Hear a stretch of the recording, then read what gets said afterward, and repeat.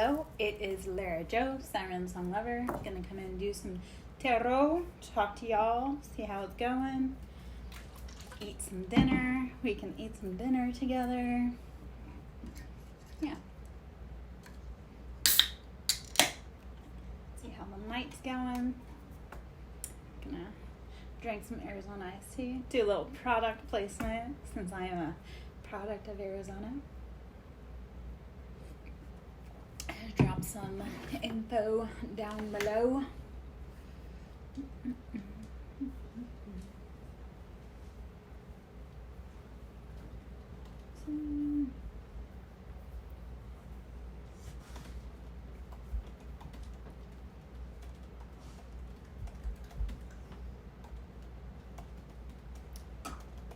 If I can type, that would be great.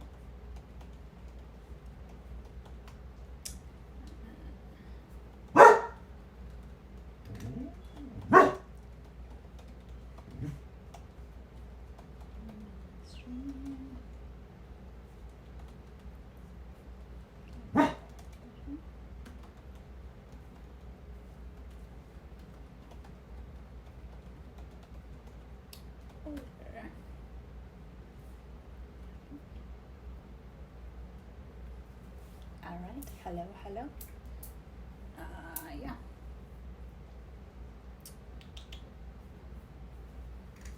Oh, that's something I'll fix later. Hello. How are we this evening?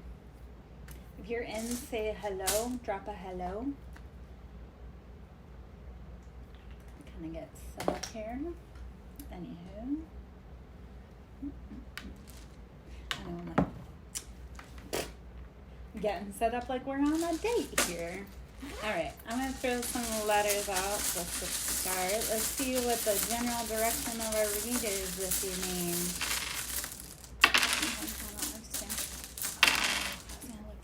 Too. Okay. So we have SAQEA, an anchor, and the Liberty Bell. So, how do we need to be anchoring into our freedom? We'll just say ashe. We're gonna be cliche. Let's see what other letters are on here. Have NOI. We can make that NOISE noise, which we've got going on here. Or nosy, actually. Let's see that way. That kind of feels more applicable. Anyway, so let's see what we got. I'm gonna sit and eat for a minute. Let's see what else we got. I've been freezing cold all day because it's been, well, earlier I had the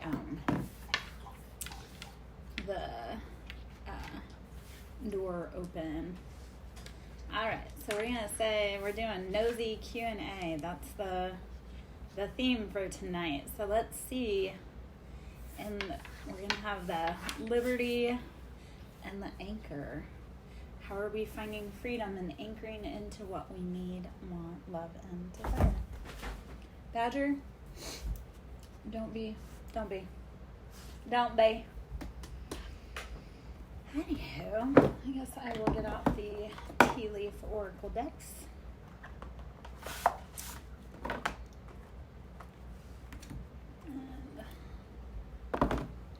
And you know what? We'll get out both decks tonight, both sides of the deck. Let's see what else we want. We'll get the Rebel deck, the Rebel Oracle deck. I need to look up rooms.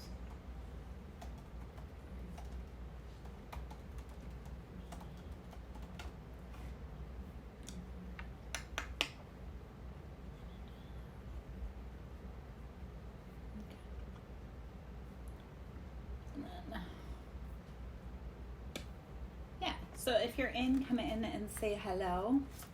Mr. Abel is getting up here ready to say hello himself. So we're going to start with the Rebel deck. Open if you dare. Let's see what the flare is tonight. I don't know why I'm feeling so rhymy. Allow that shit to come to you. Magnetize. Don't fucking force it. Alright. Patience is a virtue. Not one I'm very good at. So you know what? We'll let the good times roll. We'll let the energy flow into us. We'll magnetize what naturally and organically fits.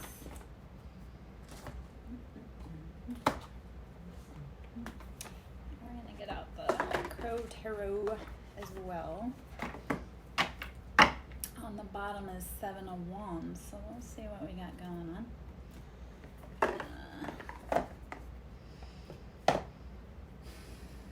don't know why I want to get out so many cards tonight, and that's okay.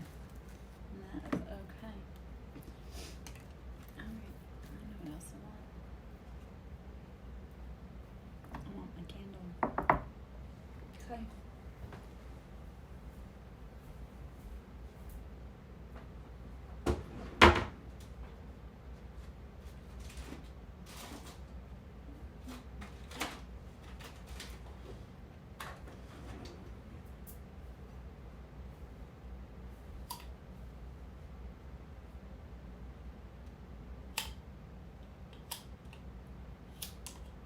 Or if I can light it, that would be great.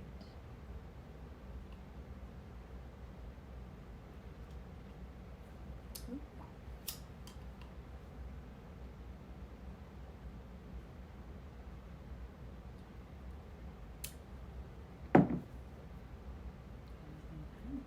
Hello, hello. I am Lyra Jo. I am getting set up right now.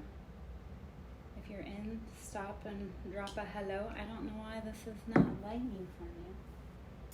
That is concerning. That is also okay.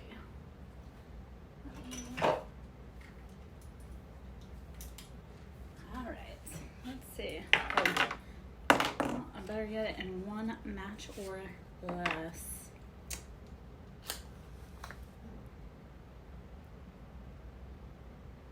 Apparently I just need a match tonight. Cool. Okay. I forgot I love the smell of matches. Okay. I know that sounds so obscure. Anyhow. Alright. Well, let's do some Palo. Let's get some good vibes up on our tribe. We'll get some good vibes up on this table so we can get a clear and accurate read of the highest good for our collective today, for myself, for anyone that tunes in with us. I got quite the spread of cards going on here, quite the spread of info going on here. I got some food as well. So we're gonna settle in. All right. Only allow the highest good into our space for the collective, for the answers that we need.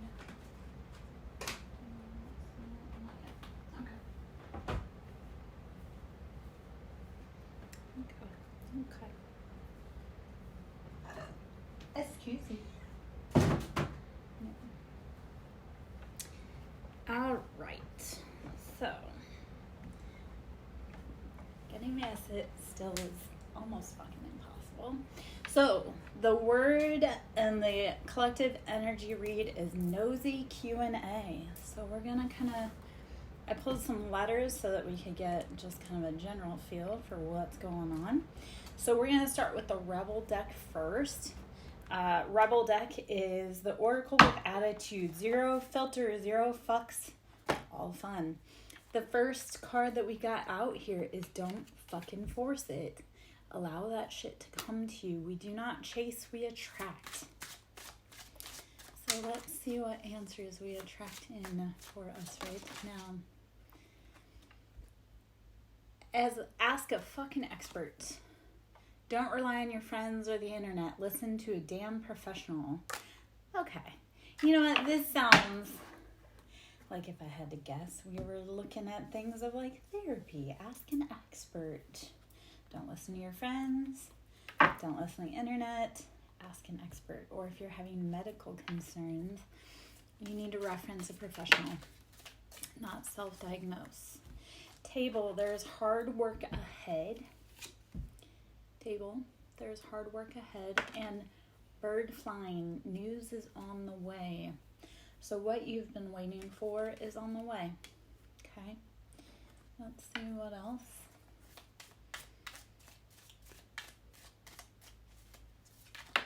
And mountain road, you are on the road to success. Okay, all right, so there's hard work ahead of you.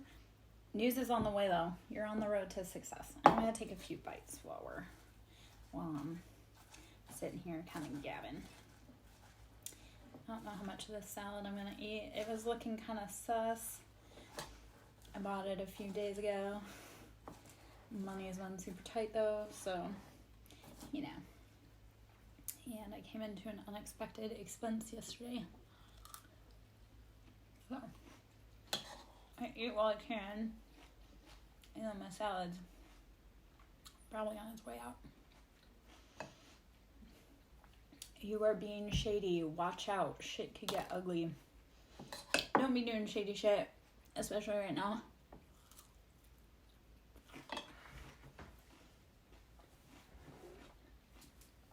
Otherwise, you'll create more hard work for yourself. And that's a no bueno. And then I'm going to wonder why I find socks in my table drawer later, because I put my feet are hot, but they don't have a good place for them right now, so.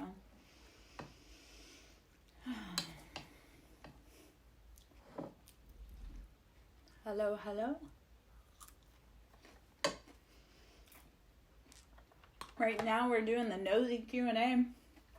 What we need to know about what's going on right now. We have good answers coming in, but we can't force it. And we know that hard work is ahead of us, but there is success. So, while I'm chowing down, I'll give you a shadow work prompt. I'll drop it in the comments. Possessive, you're clinging on to someone or something way too tightly. Learn to let go. Love has no ownership. Everyone has free will. That is a beautiful confirmation.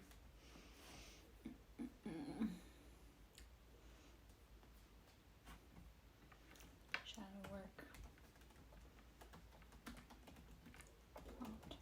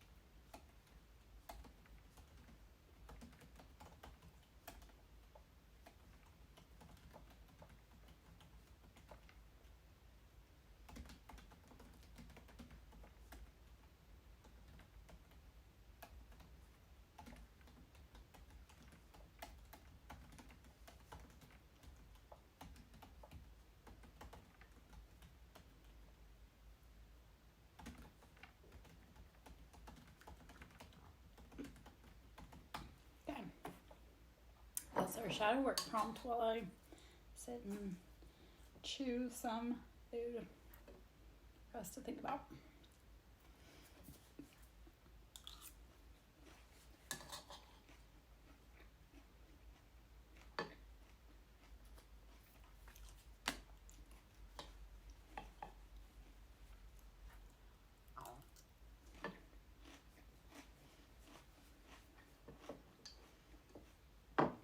I should have put a title on my read tonight.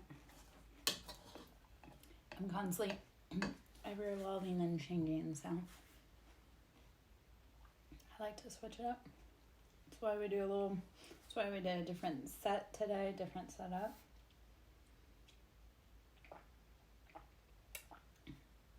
I'm kind of digging it though.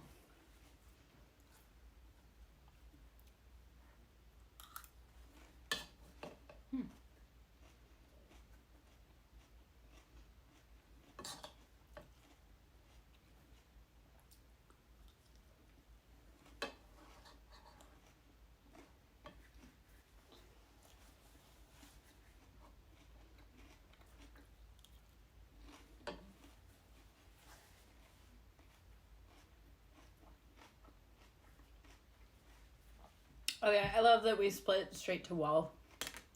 I'm like, while I'm sitting here, might as well pull a card. Okay.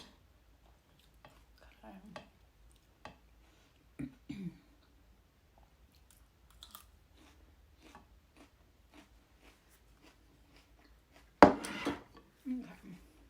might come back to that, but let me pull a card or two from it. Hand.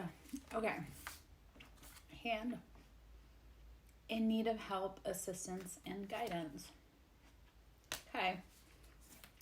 True that. True that. Older woman. Dealings or relationship with an older woman. Okay.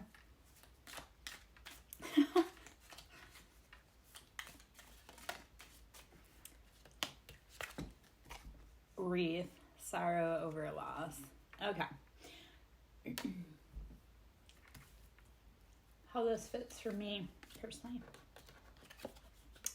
is I realized the other day, the day that my mother passed away was my sister was intentionally trying to make my mother pass away that day. She and my mother for a ritual, because we had court. I had court that day, and she needed my mother to pass away so that A, she could collect money off of her, and B, so she could try to get me distraught before court so that I wouldn't be able to focus, which didn't happen. So for me personally, the day that my mother passed away, my sister was trying to gain my mother's wealth, and she was gaining assistance however she could, which is super nefarious and super gross. And like I say, they tried to do it that day so that I would be distraught and trying to run around, and that's a no. Unicorn, use your intuition to make beneficial changes. Lean in to what your intuition is telling you. And shield, you need to defend yourself. Yeah. See, for me, I know. I have to defend myself. My family is sneaky, shady, shitty at every turn, and that's okay.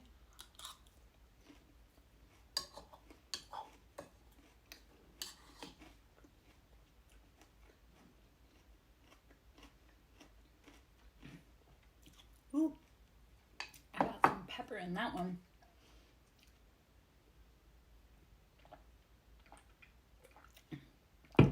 Which is spicy.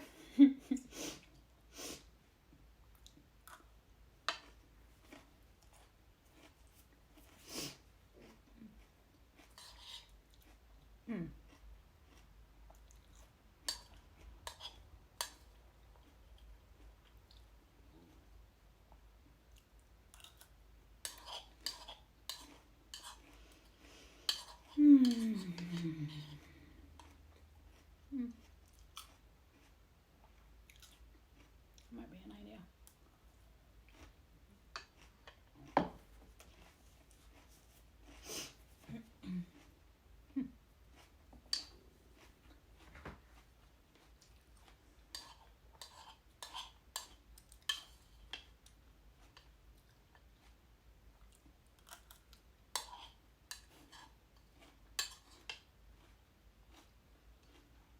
Maybe I'll do a subscribers where we have candlelight dinner. Maybe once a week, once a month we'll have candlelight dinner, maybe. We'll see. I'm still trying to play around with ideas of how I want to structure everything. For me, being single, it's nice. I know it's silly because I'm just eating, but it's nice having dinner with other people, even if it's just streaming wise. Feel maybe not quite so alone in life, in the world. And I think it was a month ago, I kind of wanted to take the stream out to a restaurant during lunchtime. So maybe that'll be an idea. It's eat a meal with me, sub. I don't know. We'll see.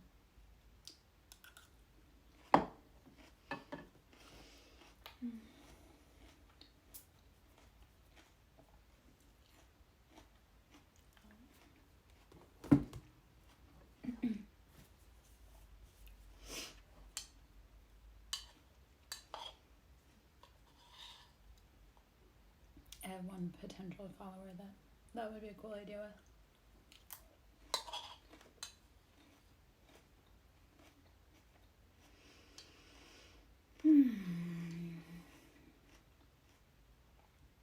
Hi, Platinum. Hiya, Platinum girl. How are you, my love? I am Lara Jo, SirenSong lover, eating a meal with you. I do general reads here. I am a donation-based channel. I absolutely enjoy donations. That's how I get to keep bringing content here.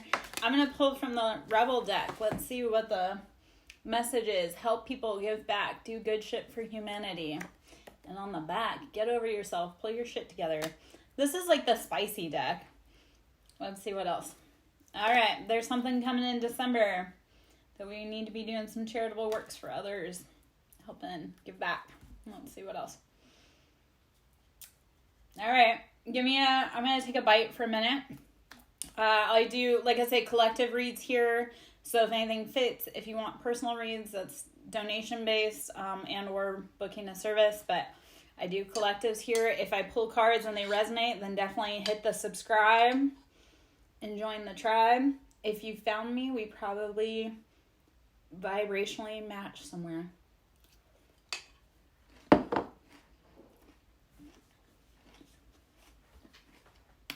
The theme for right now is nosy Q&A. So let's see what we need to know.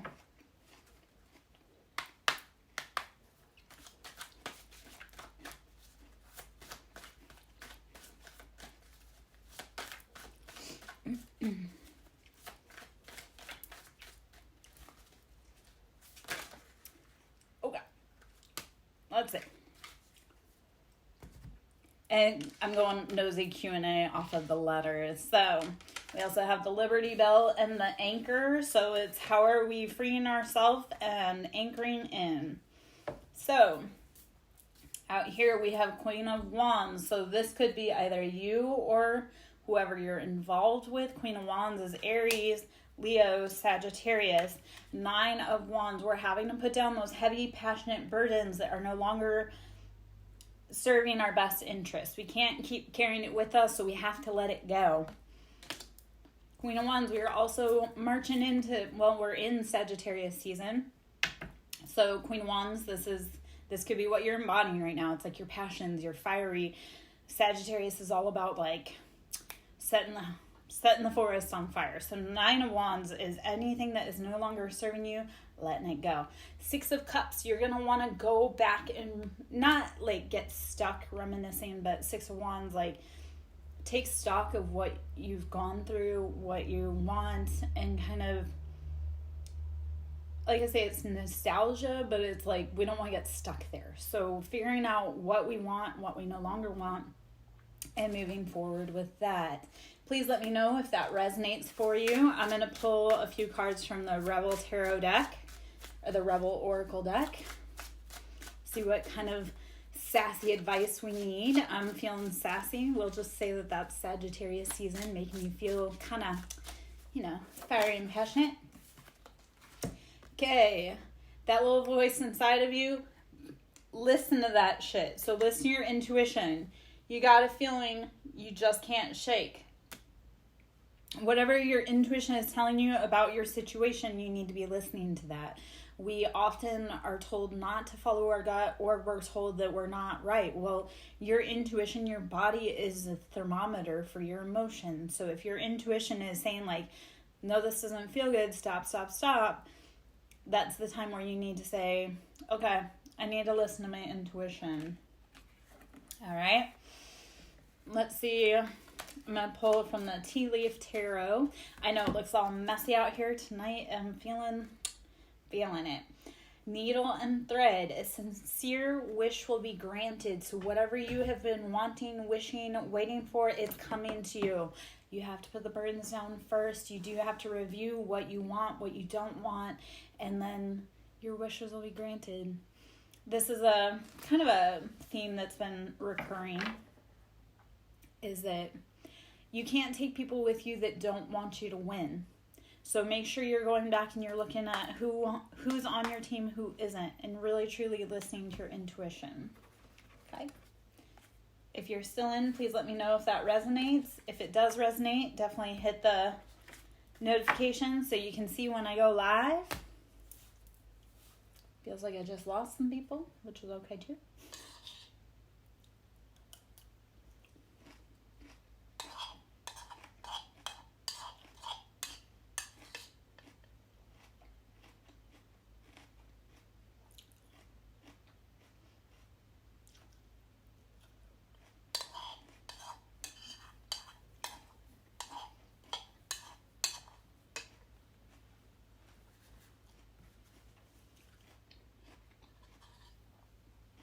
Okay.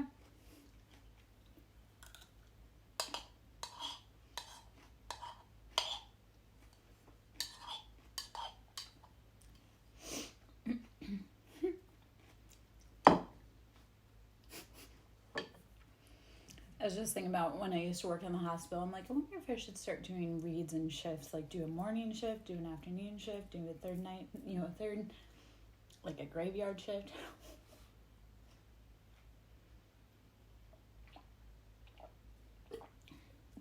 And the funny thing is, because I read at all hours, I have regulars at all different hours, so it's kind of, some people I catch early, some people I catch late, so. Okay. Handsome. I know, my love. So handsome. You coming up to read with me? I know. Hello. Okay, go see some shit. Do some new things. Talk to people cooler than you. Get out. Enjoy the world. Take a fucking trip. Beautiful advice for us. Like, don't let the walls close in on you. Make sure you're getting out and seeing the world. Don't become so shut in that you let life pass you by. That might be great advice for me. All right, let's see. Oh, man. Get the fuck outside. Move your ass. Okay. Your body is pissed at you. Yes, you need to get moving. Your body is a cage held in place by your mind. Do not let your body become so stiff and stuck in its ways. Get moving. Get grooving. I'm going to take a few more bites while I'm there. And then I'm going to do some reshuffles. Wall. Misunderstanding. Okay. All right. Yeah. That doesn't happen. Let's pull some more letters. Let's see what letters we need. Okay, we already got Jade out here. Okay. And Ike and the Statue of Liberty. Or Kai.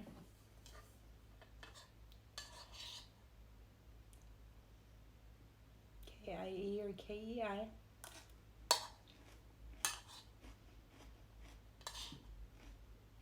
I got Aid, Cade,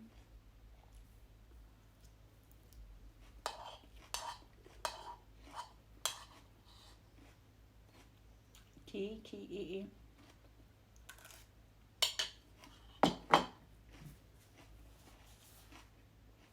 Jake.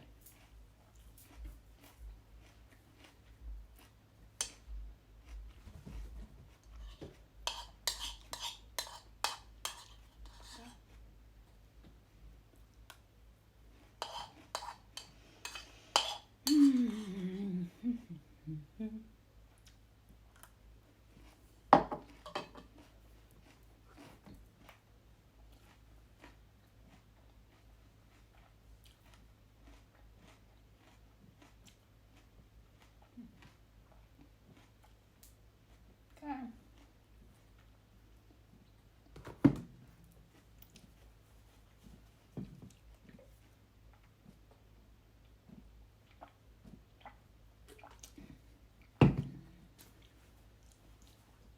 Almost done with my salad. And then we'll get to more chatting, more talking, more pulling.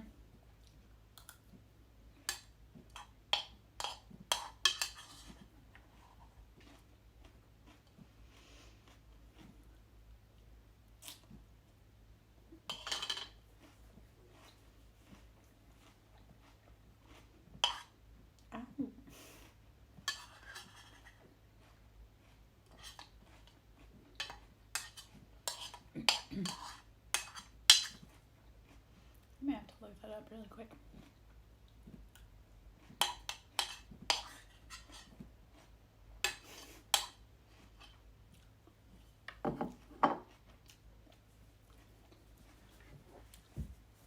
Alright.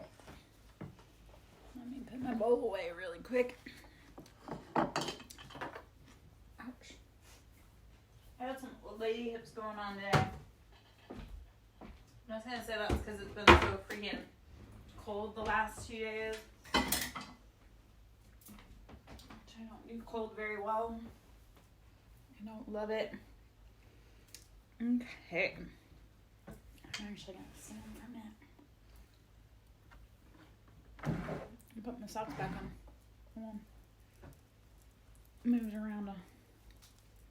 Okay.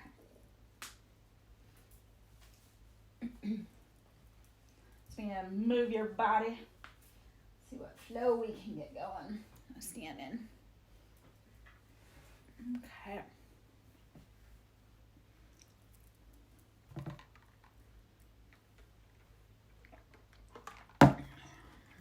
Those back right now.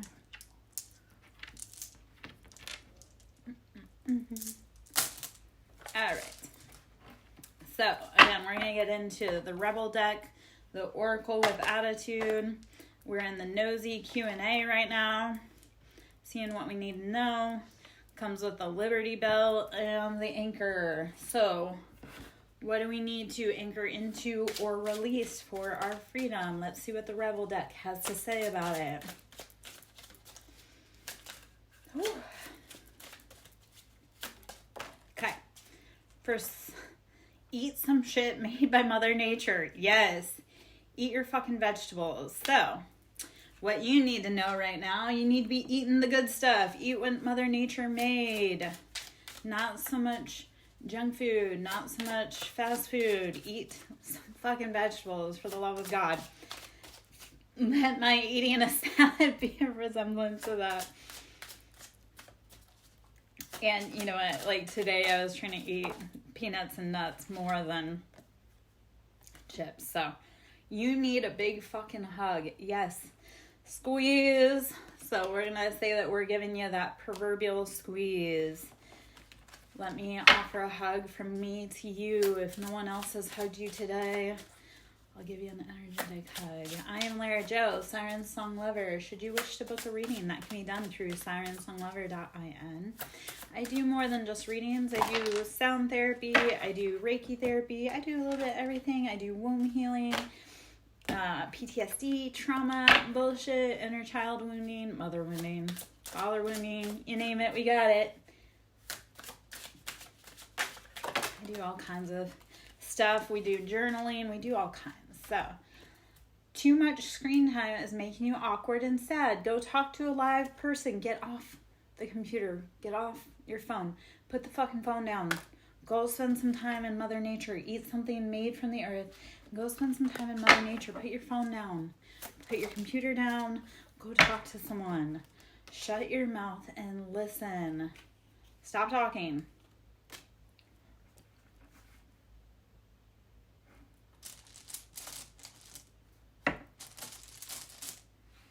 I take that literally for right now. Go with a bird. All right. So let me get out the sound bowl. We're going to do a sound bowl clear real quick. This is for the third eye, which is your pineal gland. It's your intuition. Let's decalcify that right now. So what I want you to do,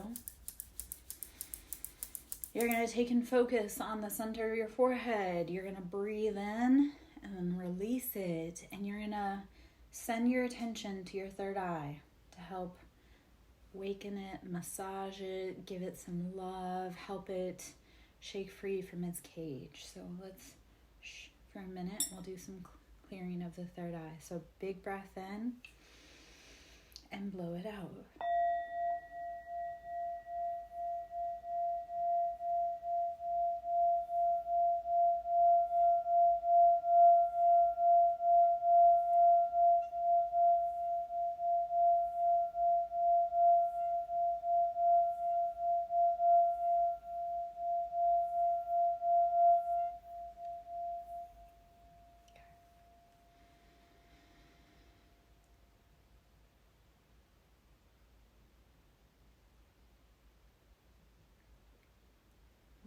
you feel that? Do you feel calmness? Does the world feel a little more quiet? Okay, take a big breath in, blow it out.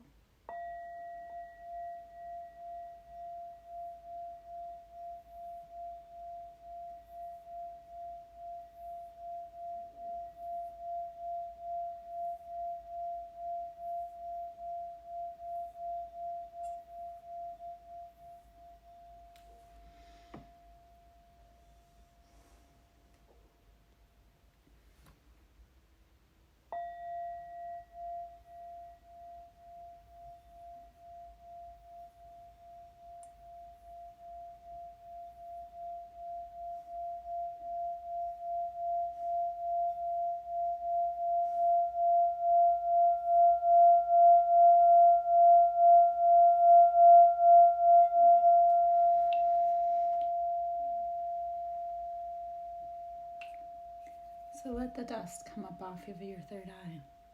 Open your intuition, let it sing for a minute. Do one more breath and then we'll get back into the cards. So take a big breath in, blow it out.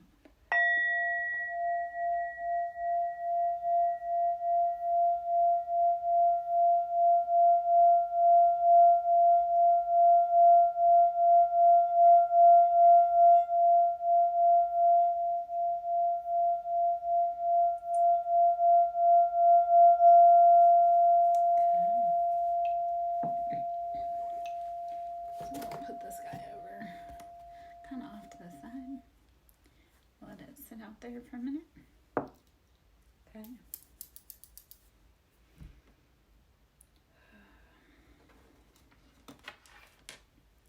That was based off shut your mouth and listen and go stop talking.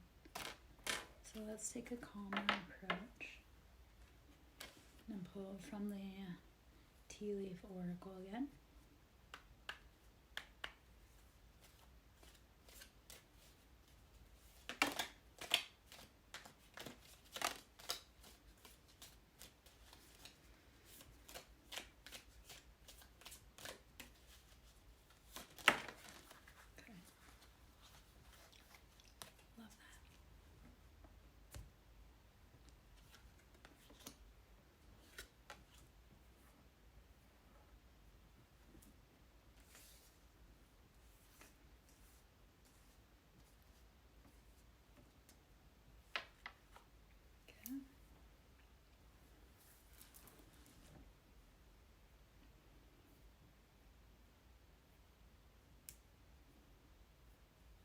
Okay, so the cards are pineapple, reconciliation, flute, disappointment, and a friend or lover. Grasshopper, situation in the balance that requires careful handling.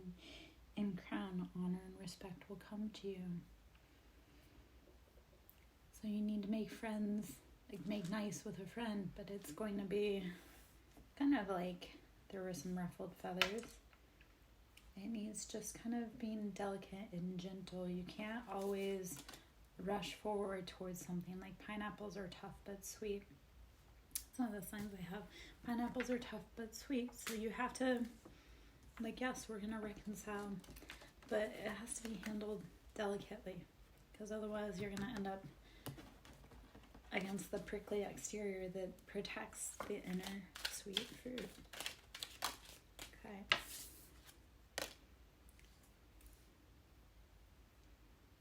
Increase your efforts if you want to achieve your goals. So you're going to have to be diligent. You're going to have to put your head down and really work and concentrate on what it is that you need to learn or do or pay attention to.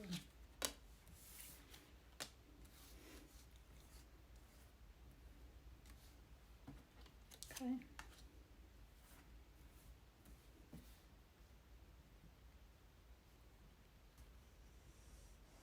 Okay, this is dealing with a younger man that things are kind of scary and having to separate, go your separate ways. So young man, dealing with a relationship with a younger man, dagger, fear, worries, tense situations, and broken ring, putting Parting of the ways in either romance or business. Okay. Those are those three out there. Okay.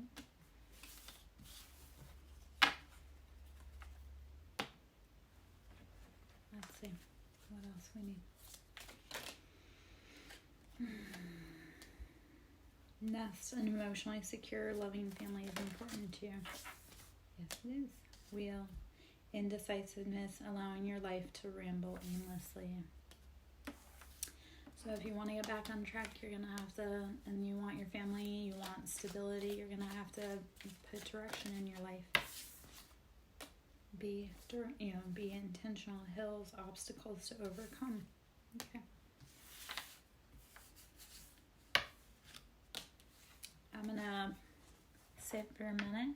I'm going to pull another shadow prompt.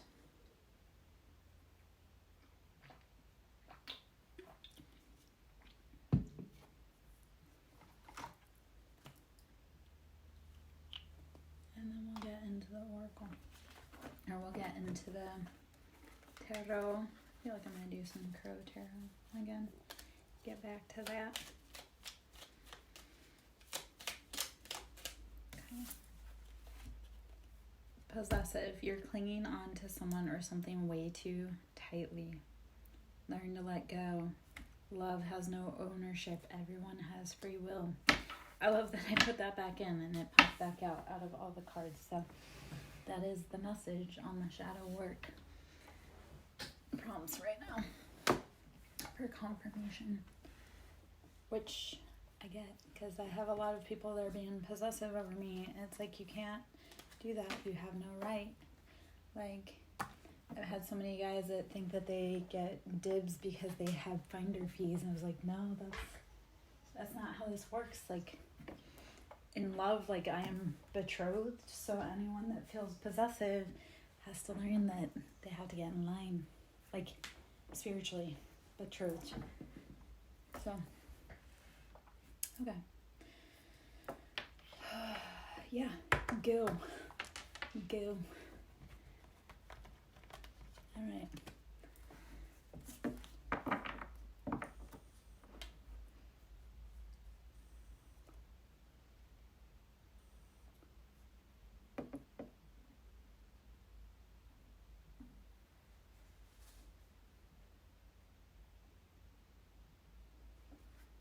It seriously feels like the calm before the storm, like everything's about to break loose, like all hell is about to break loose. The eye of the storm. Okay. The moon on the bottom. So there's some secrets that have been kept from us. 4 of Pentacles. We've been struggling financially. We're clinging on to every pentacle for dear life and death. So there's an ending and a rebirth coming, having to do with the Emperor. That very brash, like that Aries energy, like headstrong, rushing forward. The High Priestess. This is a feminine energy typically, or it could be a high priest, and doesn't have to be gender specific, doesn't have to be sign specific, but typically these are like archetypes that we embody. So High Priestess. So we're dealing with an emperor that's like headstrong, stubborn, his way or the highway, and the Empress, who has to utilize everything within their environment to create balance. So 2 of Pentacles, we are struggling to get our pentacles in balance, on track. And 4 of Cups, we feel like we've been left out in the cold. And again, we're kind of in that like struggle bus, like fear mentality. You have to let it go so it can flow. You can't change those secrets that surround the moon, that Pisces energy. So you just have to breathe in and relax. You can't be possessive. You can't be jealous. You have to let it play out. You can't be in that fear mindset. Otherwise, you're going to come up short. Rooster on the bottom over here. So an arrogant, boastful person you should not cross. And Dragon. I love that because Dragon is also like that Scorpio energy. Beware of self-destruction. Hi, Irenia. How are you, my love? Hopefully you're doing beautifully. Let's see what cards we just got. So for the, when I pulled some letters, I'm trying like a different style and setup today. I pulled some letters for like the general feel of what today's read was, and we got nosy Q&A and go with the Liberty Bell and the anchor. So it's what do we need to anchor into to release ourselves. So with nosy Q&A and go, like what do we need to let go of? So 6 of Pentacles, Queen of Pentacles, 8 of Swords, and Knight of Swords. Okay, so in order to balance out our pentacles, find that delicate balance. 6 is always that balance, and we're finally moving in the correct direction. So in order to sit in our Queen of Pentacles and get out of that 6 of Pentacles, that like, yes, we've got balance, but we want to keep growing. We have to mentally let go. 8 of Swords, that's like we have to get out of our head. We can't stay stuck in that loop anymore. That was an epiphany I had this morning. We can't stay stuck in that loop. So Knight of Swords, cutting through anything swiftly, logically, just psh, psh, psh, psh. Say, it's not for me, I'm going to release it and let it go because it's affecting our pentacles. I think that's something you and I kind of touched base on earlier, my love.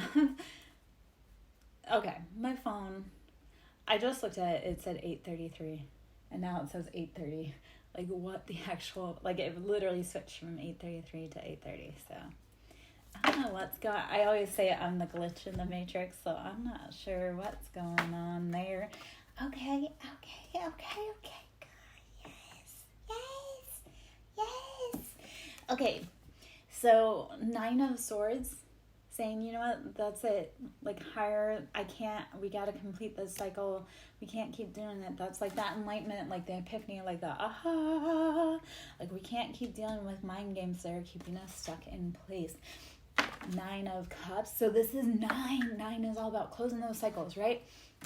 So 9 of Swords, closing that mental anguish, brings in 9 of Cups, which is like we're coming into the happy cycle with 9 of Pentacles. So we're getting our money, we're getting our love, we're ending those tough, toxic cycles that have been keeping us in place.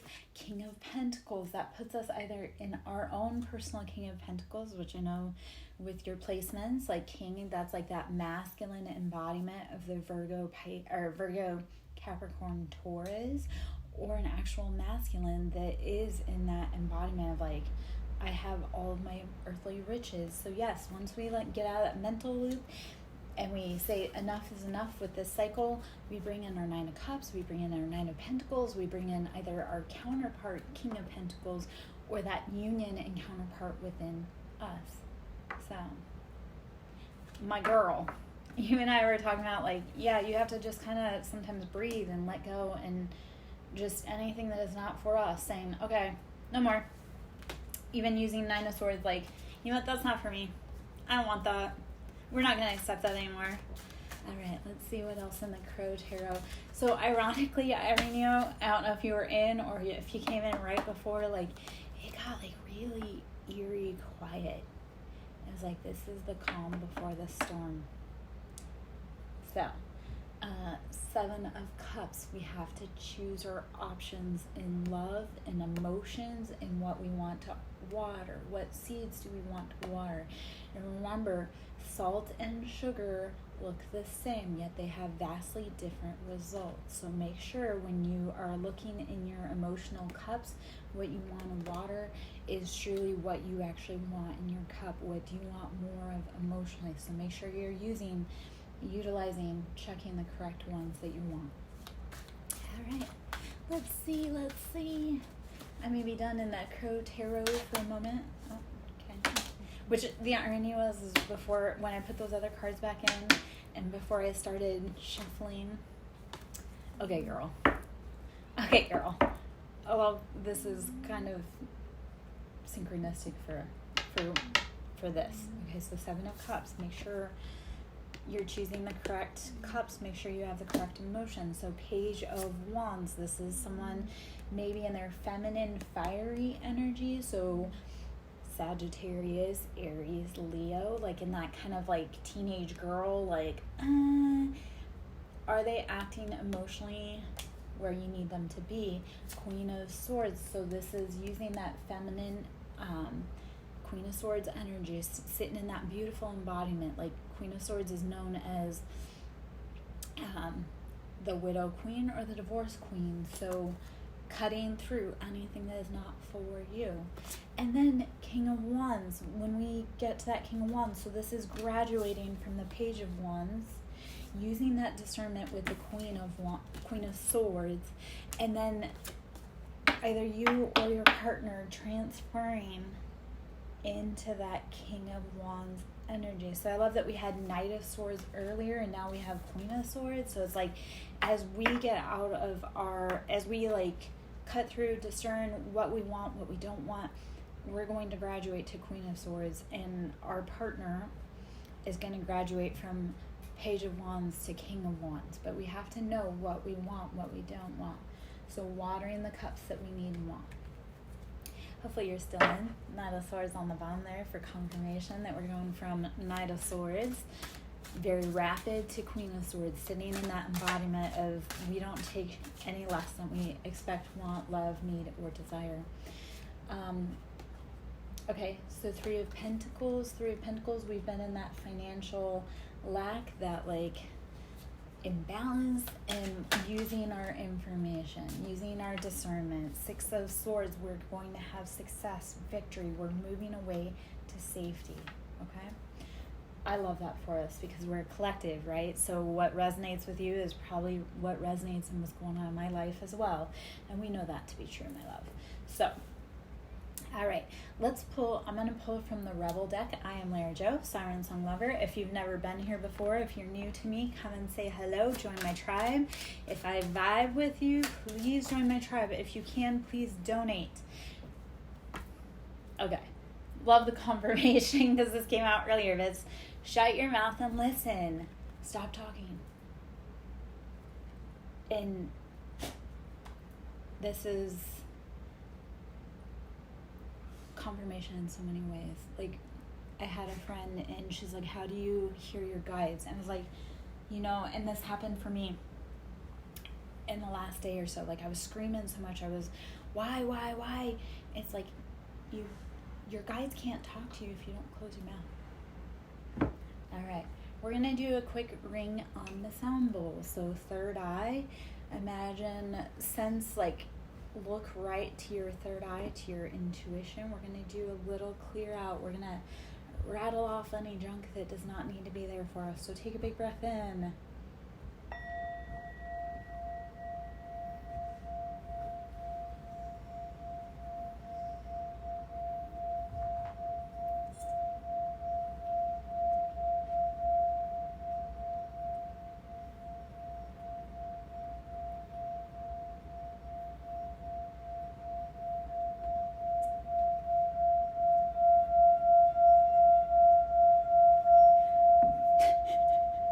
Which cards, the Crow Tarot or the Rebel deck hit hard? You have to confirm for that one, Kate, because I feel like it all kind of hit hard. And that's also why, like, let's clear out the third eye. Okay, so again, imagine like you're focusing in on the center of your forehead. We're going to take a big breath in. We're going to blow it out. We're going to imagine anything that's sticking a web on our third eye. We're going to rattle it loose, okay? I thought the cards were pretty right on too. I mean, yeah, like the Rebel deck's confirmation, but I feel like the tarot beautifully complemented the tarot. And I'm going to pull from the Rebel deck a little more because, yeah, it's got hands. All right, so big breath in and blow it out.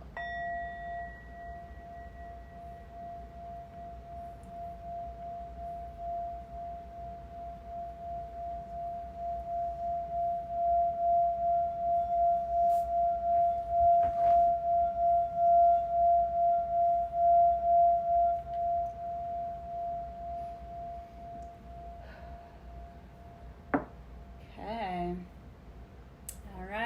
Isn't that why you come in, though, Irene? For, like, the real facts, spitting facts? Like, that's why I'm here. I tell you what you need to hear, not what you want to hear, and vice versa, because the kindest thing we can do for someone is to tell them the truth, even if we don't want to hear it. Like, even when I tell myself the truth, like, and we don't communicate anymore, yet 1 week, it was like a solid fucking week, I would not pick up my deck. Because I was like, no, because every time I pick up my tarot deck, it's like mean. It's not that it's mean, it's just like truthful and honest. So sometimes when I'm feeling like a sensitive little bitch, because I do, I'll refuse to leave my I'll like put my tarot decks in the corner, put my specific tarot deck, and I'll be like, you know what, you can sit in the corner till you're ready to play nice. And a funny story about that, actually, because I had just said that to my friend. I was like, I haven't picked up my deck in almost a week because my feelings had been hurt. So I set it in the corner, and I picked up my deck, and here's an awkward story, and I know you can appreciate this, my love. I didn't go live on Facebook doing tarot for the longest time. And the first time I tried to do a tarot read on Facebook, it was right after that where I was like, I don't want to pick up those tarot, the tarot cards are like, they got hands. And I went on Facebook Live to do a read, and I don't care now, because anybody that doesn't like what I'm doing, I don't fucking care. You don't pay my bills, you don't do any of my 3 favorite F words, so, But I had gone live on Facebook, and my former mother-in-law showed up, and my former mother-in-law is Jehovah's Witness, like, stick up her ass, judgmental. There's so much I could say there. She's not, even though she's Jehovah's Witness, she's not, anywho, so anyway, she showed up in the live, and I was, like, I got scared because it was one of the first live readings I'd done, and it was on Facebook, and then she showed up, and I was like, and we were in the middle of a custody case, so I didn't want her going back and telling anyone anything nasty, and now I'm like, you don't feed my bills, you don't fuck with me, you don't fight with me, I don't really care. So that was funny though, like I say with my friend, I was like, I'd put my deck down and because it was being spicy, and then the one time I pick up to do a live read early into my reading, and my former mother-in-law was in there, and I didn't stand for very long. I got very emotional and shut down, and now I'm like, I don't care who watches me. Like, if you have a problem with me, there's the door, bitch. Anywho, all right, let's see what the Rebel Day has to say. I know I just chatted. My phone, again, is going from 8:46 to 8:41. What a goofy thing. I don't understand why my phone does that. I know my computer says 8:41. Well, it says 8:42 now, but anybody else notice that with their phone, or is it just me? All right. Don't rely on your friends or the internet. Listen to a damn professional. Ask a fucking expert. If you have questions, if you need help, ask someone who knows what they're doing so you don't get fucked up. Okay? Don't listen to your mama about what she says about what's going on. Like, actually talk to somebody who knows what they're talking about. Also, if our parents didn't get it right, why would we ask them for advice?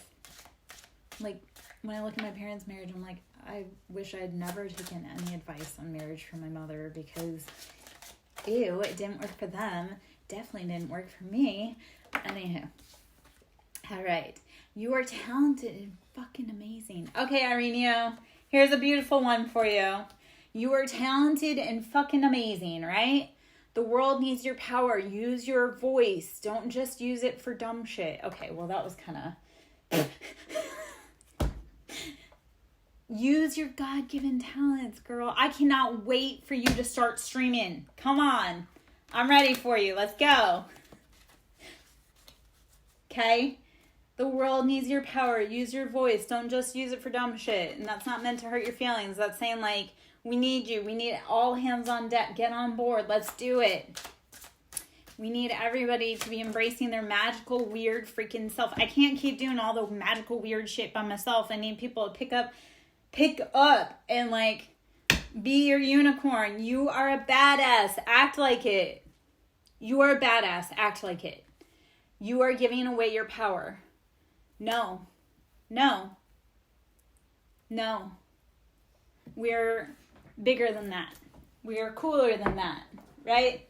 Only the Cool Kids Club sits over here, right? All right, let's see what else the Rebel deck has to say. And then I think I'm going to get into a different deck. I do love what it's telling us, though. All right. Okay, well, two more. You need some fucking time alone. And you know why. Okay. Ooh, you need some fucking time alone. And you know why. Don't talk to anyone. Don't look at anyone. Go put yourself in the corner and do some time out. Not as punishment. God, I don't know how much I talk about this. Like, the things that I hated as a kid, like naps and spanking and time out, now as an adult, I'm like, I need a nap, I need a good spanking because I've been a bad girl and I need time out. So don't talk to anyone, don't look at anyone. You need some fucking time alone, and you know why. In order to hear the voice of God and or our own self, because we are the creator of the universe. We are the creator of our universe, right? We're the main character energy. So sometimes you have to put yourself in time out. I've been doing that more frequently in the last 2 weeks, and people get mad like, oh, you're not talking to me or you're ignoring me. No, I'm taking care of myself. And in 42 years, I never took care of myself. So now I will go put myself in time out. If people don't like it,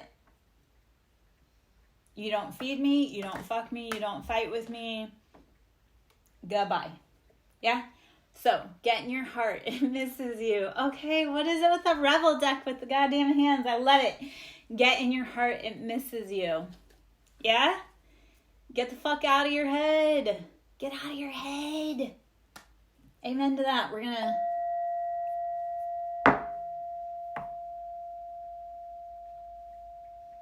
Get out of my head. Get into my heart. Stop talking. Shut your mouth and listen. Okay. Go put yourself in timeout. Don't talk to anybody. Don't look at anybody. Take some cannabis if you need. Shit, after Thanksgiving, I may need some cannabis. You might see me out in the shed, like, I may be doing reads from the shed. I'll be like, oh man, I need some green, because Thanksgiving. All right. I know I said I was going to be done in here, but one more. The world needs your... Okay, so I love this for confirmation. Irenia, confirmation again. The world needs your power. Use your voice. Just don't use it for dumb shit, okay? And you are talented and fucking amazing. I know you are, my friend. Yeah, okay, I love how it came back out for confirmation, right? I think you need to remember that. Like, so earlier one of the cards that came out was hug. So my friend, okay, I'm sending you a virtual hug because you don't even know how much you helped me yesterday. Just listening, how much that helped yesterday. So thank you for showing up for me yesterday, because I was fucking going through it. So we need you. I needed you. Thank you for showing up for me. Sending you a virtual hug. I know yesterday I was a sea witch. I was the siren sea witch. Thank you. I needed you. So, what the hell are you waiting for? Get that shit done. If you are waiting for a sign, well, here it fucking is. Okay? Woo! Woo! All right. Let's get out of the Rebel deck before I turn into a mess and start crying, because, you know. Okay, so I am Lara Jo. We're doing the Nosy Q&A. We've got Nosy Q&A for the letters for what we're doing here today. And then goo. Goo is what we're getting into. And we have the Liberty Bell, we have the anchor, we have a bird. I have some other, we have, Nosy Q&A. And we have A&E for other letters for confirmation. Let's see. Thank you. I appreciate that more than you know. Because there aren't too many of us that, like, the hardest part with other women is, like, girls are mean. Like, there's so many freaking mean girls. And, I mean, I also have to be the mean girl sometimes, I guess. But girls are cruel. And why? Like, honestly, I miss, like, the camaraderie of, like, I mean, I haven't been in a long time. But, you know when you're in the bathroom with the drunk girls? Hey, Badger. Badger. Hey. Get your nose out of there.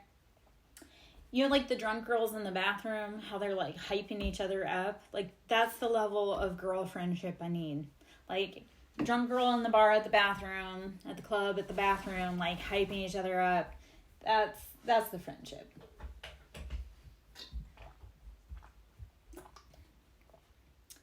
Vase.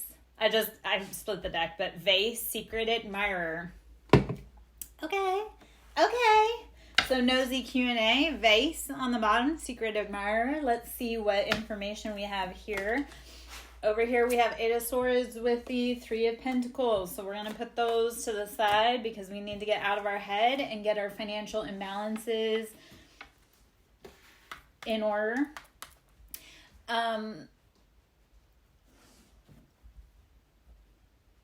Okay, so I'm going to speak about dreams for a moment because I had a dream about a snake this week, and without saying too much, when we have dreams about snakes in our bedroom, we have to watch someone that's very intimately close to us that may be harming us.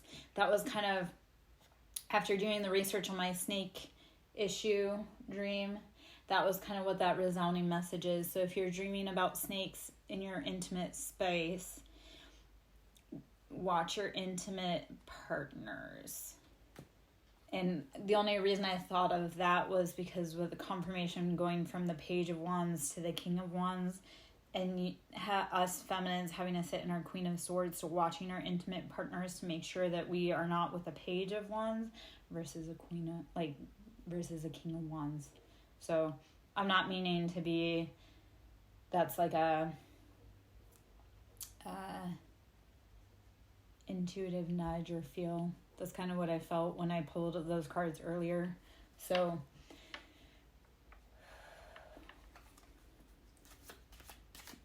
and then with the Secret Admirer card, so I was like, wait.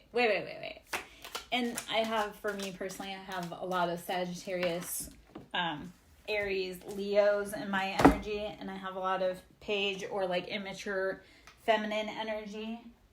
And I also have kind of that masculine fire that wants to sit in their King of Wands. So just if any of that story resonates or fits, if it fits, it sits. If it does not apply, let it fly. Okay? Oh, gosh. Okay. Casket. Someone going out of your life or the end of a situation. Well, this just took a turn towards different. And something happened in October. Like, there was something that either happened this October, last October, maybe future October. But if we're saying casket and something happening in October, so something that happened in October, that situation may be coming out of our life soon.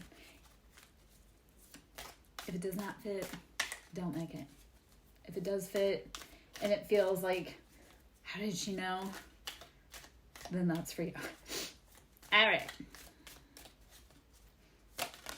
Okay.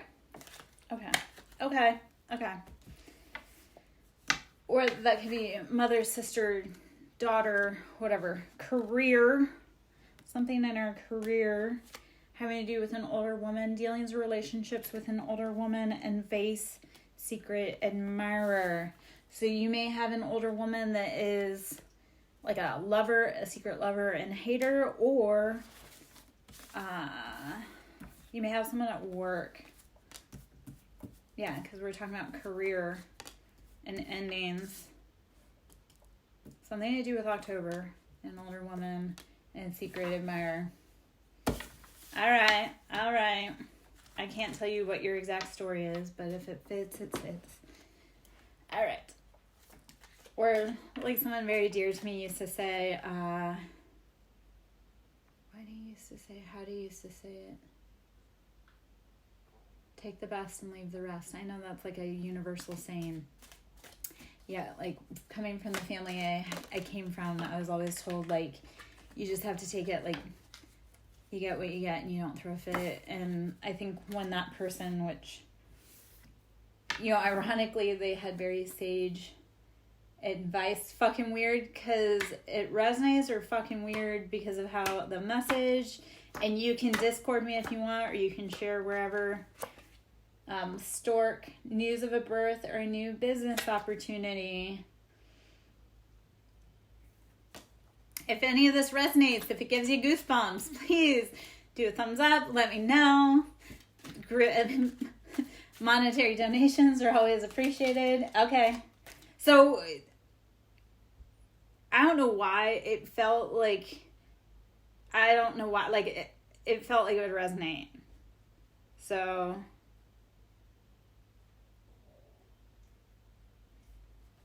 and yes, we can talk about it later, but I'm like, for whatever reason, I was like, I feel like I have to say all that. I know I kept saying, like, if it fits, it sits, like, it does not flat. But no, like, I feel it, and I'm like, okay. Rabbit, too much concern with sexual matters. Okay, so there's a baby coming, but we've been having there's too much wand play. Like, and there's something coming forward from it. So that's also, like, that Page of Wands energy. Like, I know Knight of Wands we always say is player, but Page of Wands is like that girly, like, petty kind of player and or temper tantrum energy. Okay. Pig, beware of greed. In February, so this could be a situation that's come since February. Think Valentine's Day, or somebody that's born in February. Take that wherever it fits or sits. I don't know what's specific to you, and it is collective. So for me personally, like, it fits because, like, my niece is born in February and very greedy, along with July. My other niece is born in February, or in July, and greedy. Like, we got into a lot of shit because of greed with my family. So it fits for me, but I can't say how it fits for you guys.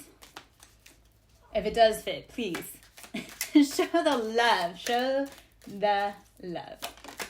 Okay.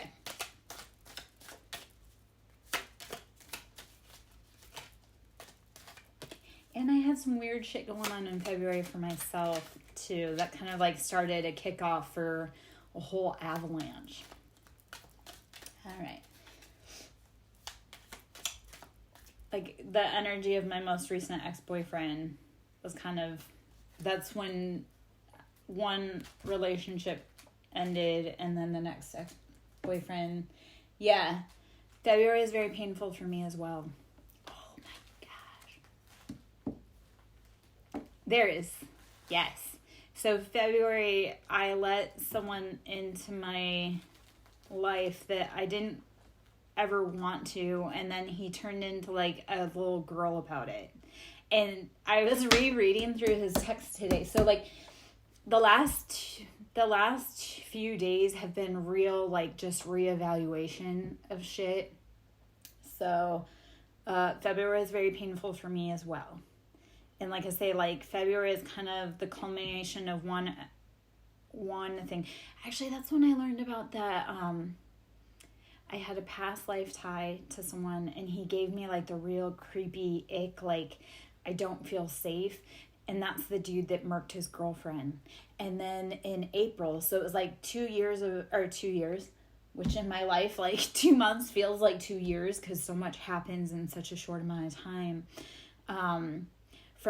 I was chill from February to April, but February kind of kicked off, like I say, the closing, the culmination of one chapter. And I had some really, like I say, scary, creepy, like, ick shit happen. I was very fucking traumatized, and that was the dude that went off to kill his girlfriend. And then into the next boyfriend, which was another ick situation, which is why I've been single and celibate for a minute. I had to back up off of my own journey. Also, though, I think that my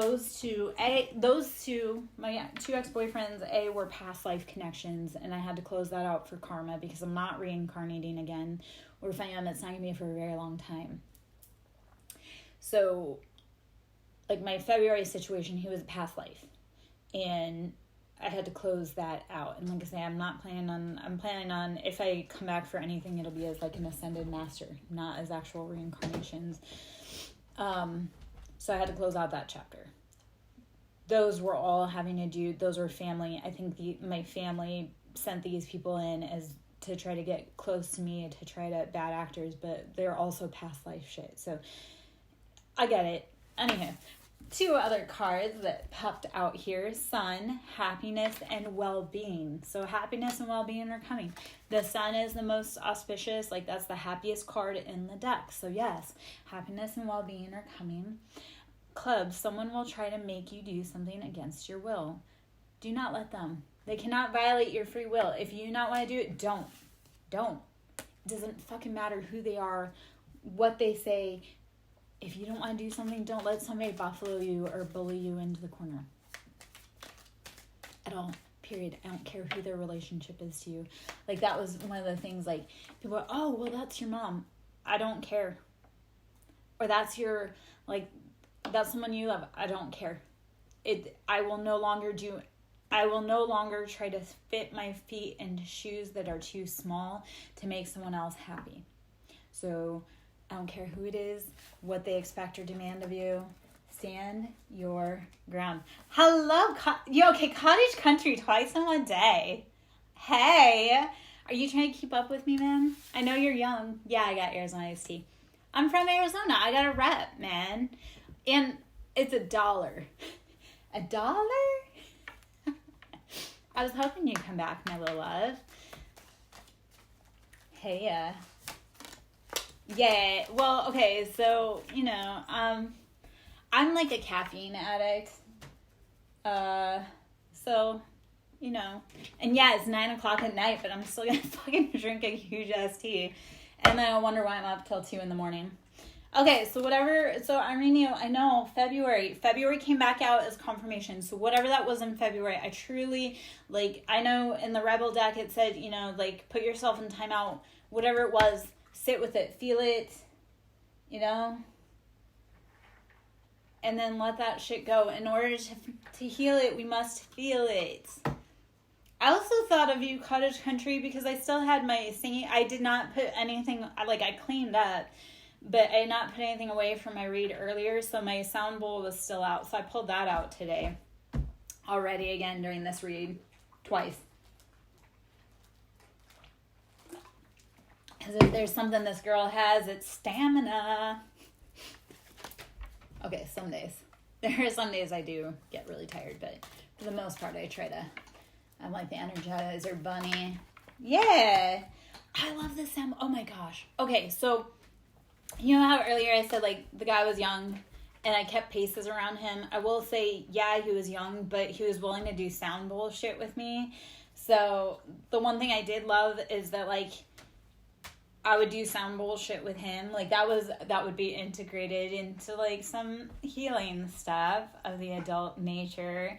Not to sound, weird, but, yeah. So he would take the sound bowl, and he would use that for me, too. So, yeah.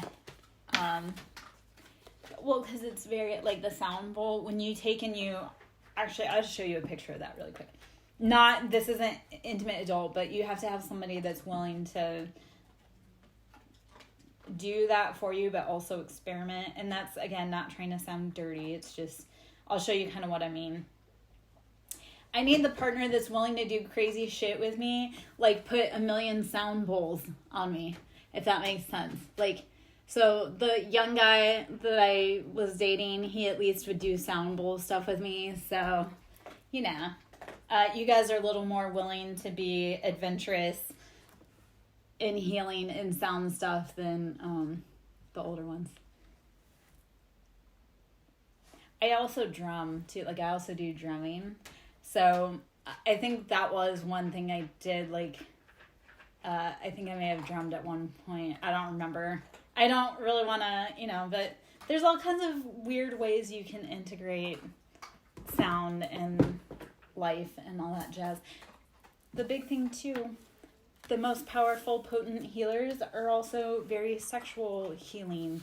So not only am I a healer like just with my hands, but sexual healing is also a huge thing. Like that's the very powerful healers are also very powerful sexual healers too. So I guess that's why I miss intimacy, is because I can accomplish some really cool things with that, I guess. I don't know. Okay, well, I know that took an adult turn. Okay, so throne, position of authority. Yeah. Torch, spiritual development, enlightenment, awareness, and understanding. So yes, our sexual healing is also very powerful. God damn it. Ireneo, this is like, won't leave us alone. Yeah, thank you. Thank you. Maybe that's why I do need a younger man. I just may need a younger man with like an older man too. Or a younger man that like completely steps up. February. So Ireneo, this is like chasing us, girls. So I feel like hopefully tomorrow, maybe during lunchtime, you and I can get into that. Or if you want, we can Discord about that. June is out here as well. So, and then Turkey. Someone is behaving stupidly. Okay. If the shoe fits Cinderella, wear it like the queen that you are. If someone's acting stupid, show them where to go. Okay. I'm going to pull another card or two out of here. So, one of my cottage country, one of the things I want to do, because, I don't like clothes, and I'm into trying all kinds of weird things. Like, one day I want to do a boudoir session, and I have, it's called tingas, and they're like the little hand symbols. So I want to do like a boudoir session with like the tingas sometimes, because why can't we integrate health and sex and healing through sound? Wreath, sorrow over a loss. Yeah. Again, I need to find a partner that's willing to play. Crown, honor and respect will come to you. So we got throne, position of authority, and honor and respect will come to us. It comes with the sorrow first, though. We have to let go of the things that are no longer fitting us, that no longer are applicable or helping us grow, heal, and go where we need to be. Give me like 2 minutes. I need to run back and go to the bathroom really quick. And actually, while I'm back there, I will grab the tingas, just so we can do a little more sound stuff, because if you're into it and you're willing, let's fucking go. Clothing stays on for me, though. Like, don't be getting weird in here. Unless you guys are... I'm not even going to say anything like that. All right, I'll be right back. Give me a minute. And maybe a kitty will come up and join you to be a tarot reader for a minute. I have to talk about one of my kitties with his tarot reading. But give me a minute. I'll be right back.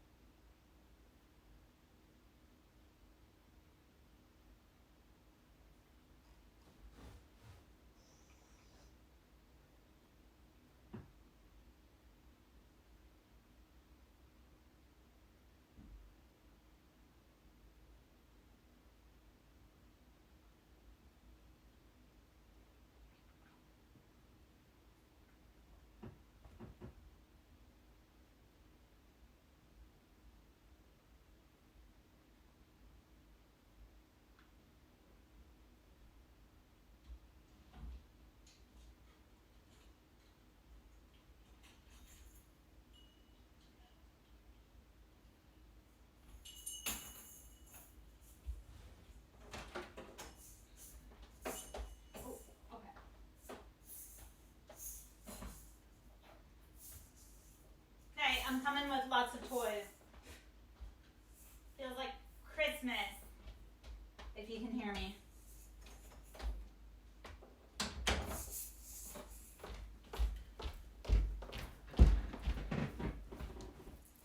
Okay. So, I said it was kind of lots of toys. I know it feels like Christmas. So, my kitty, my boys are Cain and Abel. Not spelled like Cain and Abel in the Bible. Spelled, because I'm a rebel. So, Cain and Abel. And one's a black cat and one's a ginger cat. They're brothers. They're both Aries.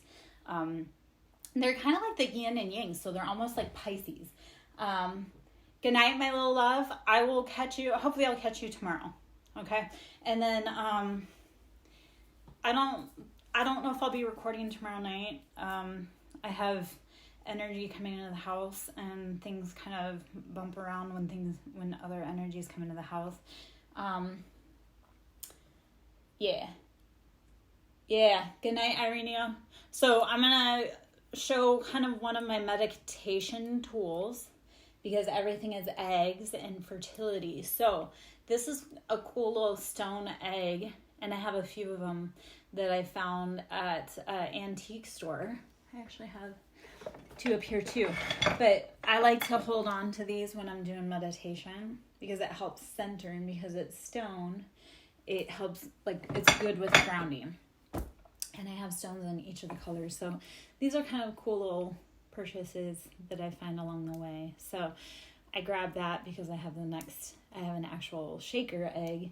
So like I say, for meditation, I love to pick up little tools everywhere I go. I find tools ranging from 50 cents. Like I got this book the other day, Which Cottage Country, if you want me to read a meditation on your birth date, you can send me, if you want to whisper me your birth date, just the date, not the year. I can read a meditation on this book that I found. I found that the other day for 50 cents. I was reading a few of those the other day. It was a good reminder. So anyway, like I say, for healing tools, I find them everywhere, and ranging from 50 cents all the way up to thousands of dollars. I prefer, and I have a funny story about that book too, because I was in the store and this guy he was a gang stalker of mine, and he walked into this store that he definitely was out of place, and he tried to make it this lame ass excuse in front of a bunch of old people, but he stuck out like a sore thumb. So, I found that book for 50 cents. So like I say, if you want to whisper me your birthday, I can read a meditation for you. My birthday actually fits pretty spot on. Everybody else that I sent that to, that I know of their birth date and I know who they are and kind of things. Okay, I'll read that for you in a moment. Okay, so Saggy. I'll read that in a minute, my love. Anyway, healing tools, I find them anywhere from 50 cents up to thousands of dollars. So your healing does not have to be expensive. This guy, actually, I found this for 50 cents at Hobby Lobby. And this is great for, I always imagine, so anything shaking, rattling, this is for removing any negative energy. So 50 cents at Hobby Lobby, a cheap, inexpensive healing tool. So like I say, when I have tension on my back, I have one of these in my purse. Because, I found two of them. So I have one of these in my purse, and whenever I run across somebody that has any stuck in negative energy, it's helping remove. And imagine you're just shaking off that pain. So, all right, I'll show you what the tingas are since I talked about them. And like I say, if I had a fun partner, I would do some boudoir pictures with tingas and sound bowls. Tingas are these guys. Chimes help break up negative energy. So, those are tingas.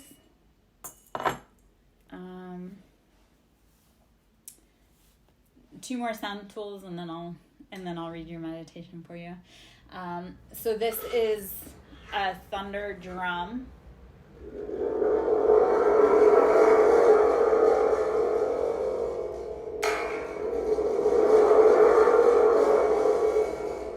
know earlier you said it was dark and gloomy, so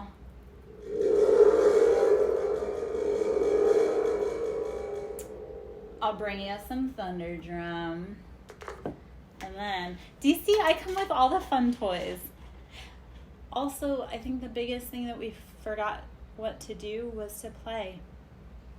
We all got to this old age and we forgot how to play. I mean, play in the simplest of ways. I mean, like going out. I know when I first started my spiritual journey, like I would go out in the rain and just stand in the rain. Because I had forgotten what it was like to play and stand in the rain and jump in puddles and just really live again. You know, we got told like, oh, don't get your clothes dirty, don't jump in that puddle, you have to be perfect. Well, no, we don't. We're adults now, and if I want to go stand in the rain and get soaking wet, I can, because I can take and dry off, and I can throw my clothes in the dryer. So don't forget to play, okay? Let me grab my tea again and my water. I put it up so the kitties wouldn't get to it. Anyway, so what I was saying about the kitties is my black kitty, my Abel, he is a very mystical kitty. And the other day I was watching tarot on the TV. I was watching tarot on YouTube, and he was watching tarot with me. I was like, yep, he's my mystical kitty. He also mirror gazes though too. So that kitty mirror gazes and mirror casts and all that. Okay, one more sound tool. This is a fun little guy. This is called a kawaka. It sounds like a frog. You ready?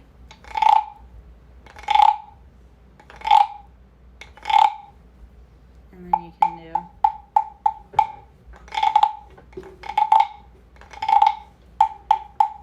So that's just a tiny little sample, an example of sound toys that I play with. So yeah, and I typically get 2 of everything, because I'm like, yeah, I want to have friends to play with. So normally when I get things, I have, yes, oh my gosh, I was sitting out Sunday, I took time, I didn't turn on my phone until 2 in the afternoon. Like I was up by like 11 something, but I didn't turn on my phone until 2. I was sitting out on my patio, and there was something, I think it was a frog probably, but I have frogs, and I live in woodlands. So there was a frog, and I have frogs that like to like jump up and like they get up on my patio, or I had one last year that he kissed my ankle. Of course, I ended up getting bruised because he jumped up, he scared somebody that was in front of me with a dog, and he jumped up, like kissed my ankle, and I like fell against the pole because it scared them. And then I was like, the fuck? I go, if that's an ex-boyfriend of mine trying to kiss my ankle, like he needs to not do that because I hurt myself. Anyway, yes, frogs are cool. All right, so 3 cards that came out here, and casket, something going out of your life or the end of a situation. So something's ending, and that's okay. We need it to. Tankard, celebration, fun, and enjoyment. So let go so that you can bring in fun, enjoyment, celebration. Yeah. And then owl, good advice from a wise person. Okay. So I'm going to read your, I know I said it, and I keep adult ADHD.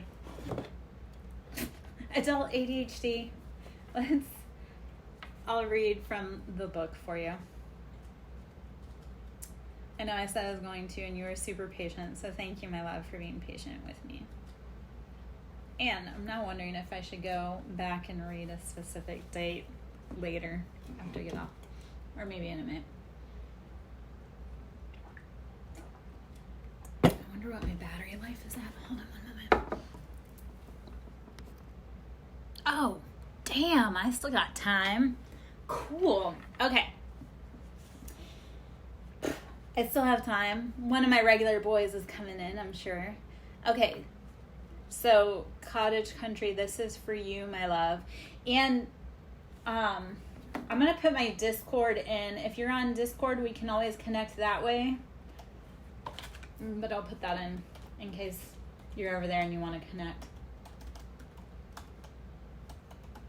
That's how, like, Ireneo, her and I, a bunch of us, and I have conversations here and Discord. So if you ever want to catch me over there. And I feel one of my regulars probably just popped in. Okay, so this is for you, cottage country. And it isn't the thing you do, dear. It's the thing you leave undone, which gives you a bit of heartache at the setting of the sun.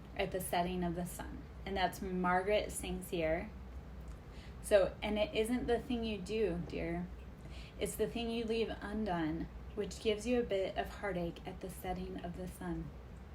Margaret Sincere. Okay. A quality we all share, a very human quality, is to expect perfection from ourselves, to expect the impossible in all tasks done. We must rejoice for the good we do. Each time we put ourselves on the back for a job... my reading. Hold on. Each time we pat ourselves on the back for a job well done, our confidence grows a little bit more. Recovery is best measured by our emotional and spiritual health, experienced in our apparent confidence and trust in the process. We need to recognize and celebrate our strong points, and they'll gain even more strength. Likewise, we need to practice prayer and listening to guidance first to develop our ties to this source or universe. But more importantly, to be able to acknowledge when help is at hand. We can do all we need to do with source's help. Having goals but keeping them realistic for the day or the year is a sign of emotional health. Not dwelling on those that can't be accomplished at the moment is another sign. A change of attitude is all most of us need to move from where we are to a better place emotionally. So this is an affirmation. There's never a better time than right now for rejoicing over what I've done. I feel that is a gorgeous, gorgeous reminder. My friend, take joy in how far you've come.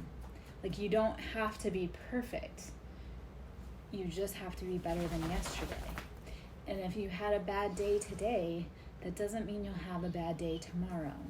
So emotionally, say we're having a hard time or we're hung up on someone, okay, are you farther along? Like, you don't have to be perfect. And if you mess up, that's not the end. It's like, okay, well, yeah, I messed up, but I can do better the next time that situation comes around, or I can do better tomorrow, or I can do better in 5 minutes. I just need to realize, like, I'm not the same person I was.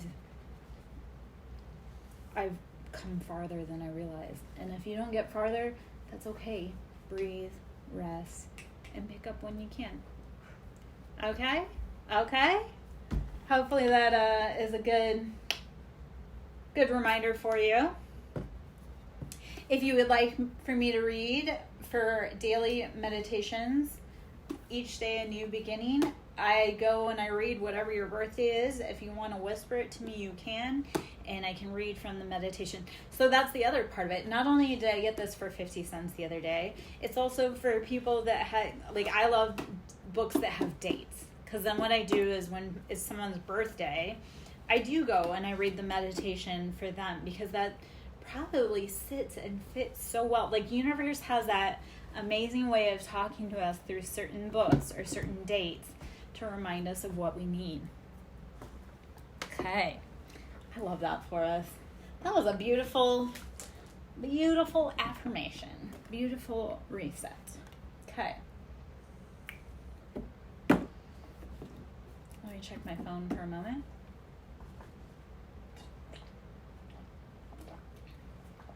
me drink my Arizona iced tea.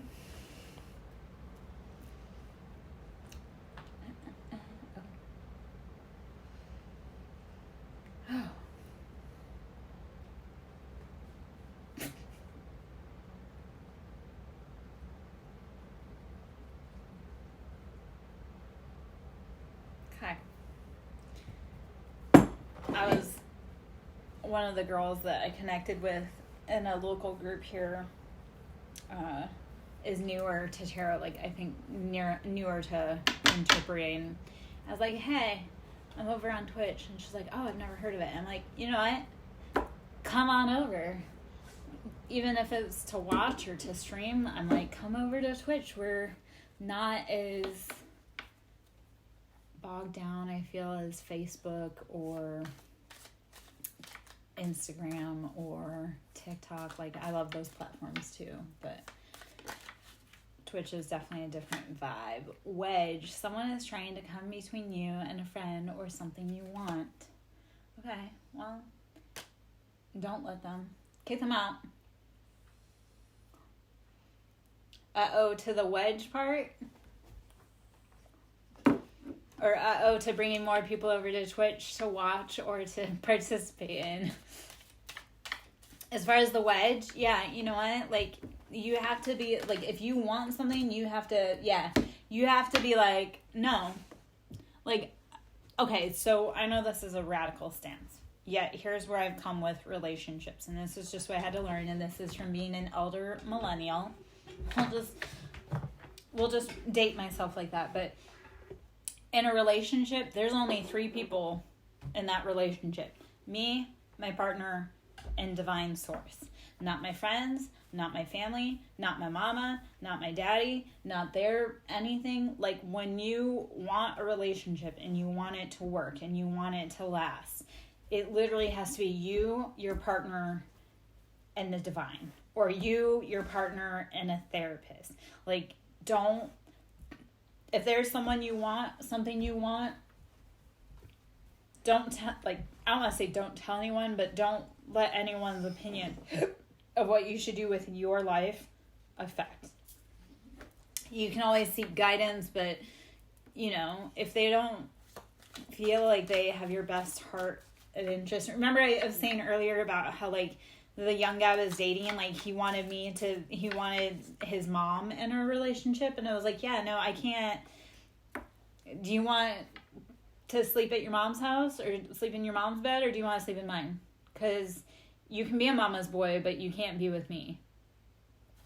Sorry. Not sorry. And again, that's just experience-wise. My family did horrible things. Like,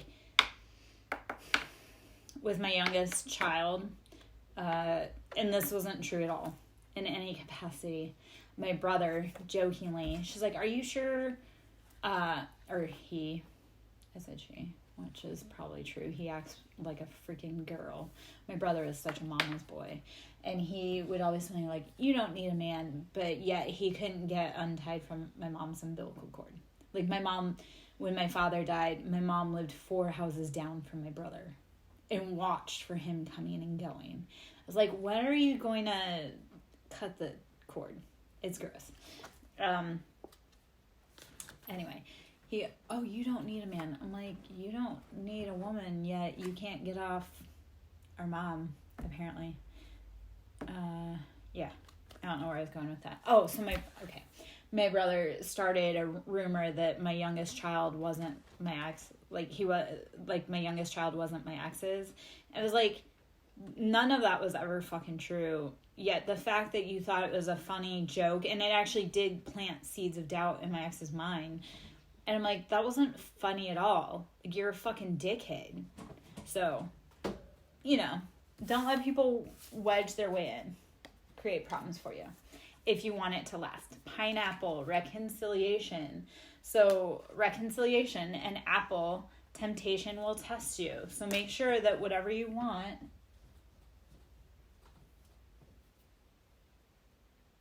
you keep your eye on the prize. That was weird. All right.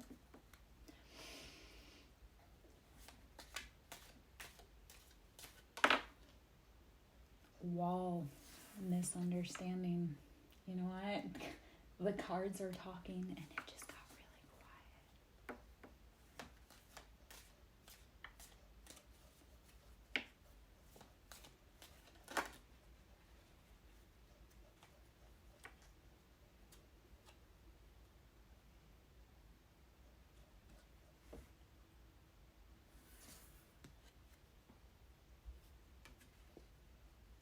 Horse, short journey.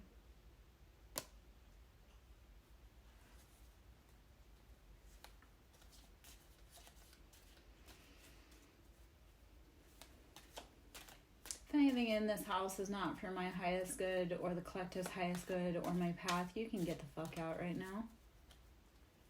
If you're here to help with assisting on messages, you may stay. If you are not, get out.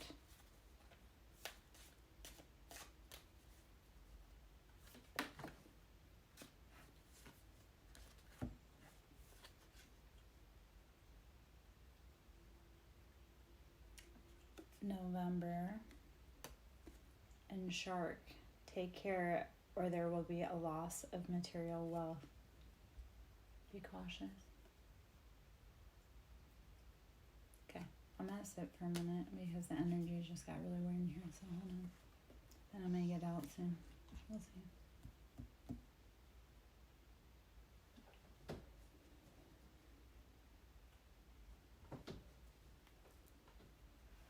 Okay, love.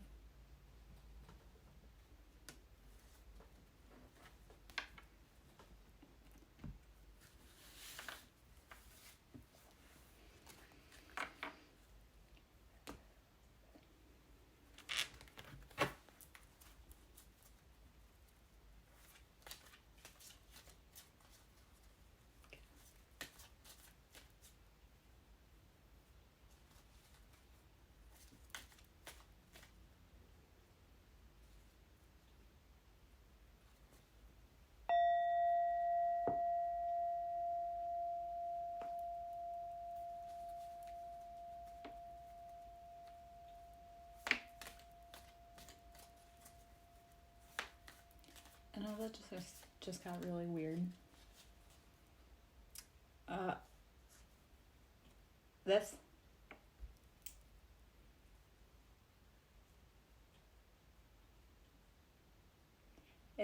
This is an egg. I found this at an antique store. I actually found a bunch of them. I found them in a bunch of different colors, so I have multiples of them. I love to use these for meditation and for grounding. So sometimes what I'll do is if I'm like going into meditation, I will hold it in my hand as like a focusing or a centering point so that I can concentrate my energy, like channel it. So, yeah. Remember how I said I find tools everywhere? Like I just, wherever I go, I can find a tool for either stupidly inexpensive even. So these, I don't remember how much these were, but like say I found a bunch of these in an antique store, and I found them, I have one of my children has my red one, but I have yellow, that's the solar plexus, purple is the crown, I have orange, which is your root. Each of the chakral colors have like a different corresponding, like what they're kind of attached to. And they are all rainbow colored. So like our chakral system are kind of rainbow orientation. So even in my chakral bowls, this is correlation to the third eye. I have one for each of the chakras as well.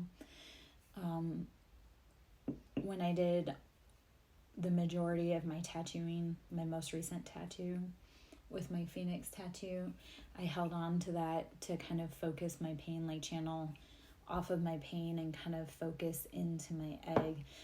So ironically, like when I went to my tattoo artist, a lot of my, because this tattoo on my side, which is my biggest yet, and my most healing, it was very fucking painful.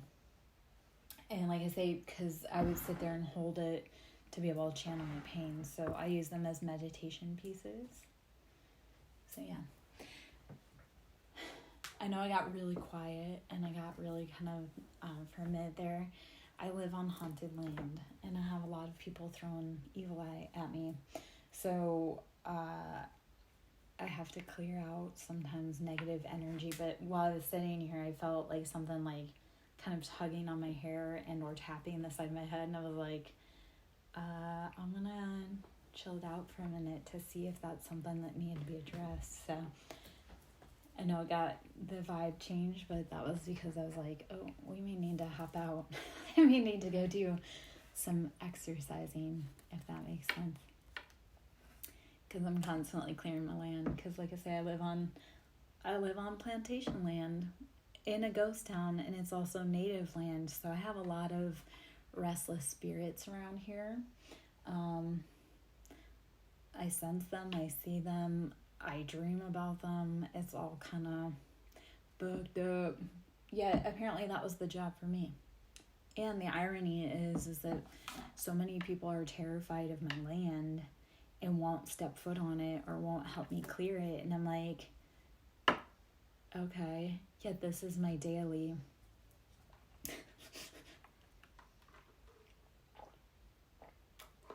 That was part of that was my children had come out here and they were being incredibly insensitive and saying horrible things. I was like, we live on plantation land. There's some things you cannot say or joke about. And also we live on native land, so there are some things you cannot say or joke about. Like the energy gets really pissed off. So, yeah.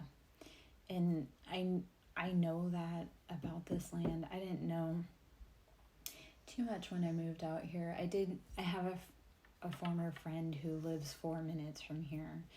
And I know when I was coming out to her property, I was like brand new in my spiritual journey. When I was coming out to her property, I'd be driving like at night, and you would keep going. You would make sure you didn't ask too many questions. You didn't stop. You didn't, because you're like, you don't know what you're going to pick up when you come out here. So I kind of knew when I moved out here partially what I was moving into. 2 years ago, I was at her house, and like I say, this whole area, and even like the property, like the subdivision she lives in is named, like part of it's plantation.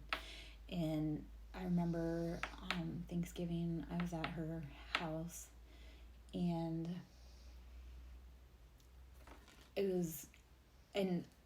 I bolted from that house for so many reasons that night.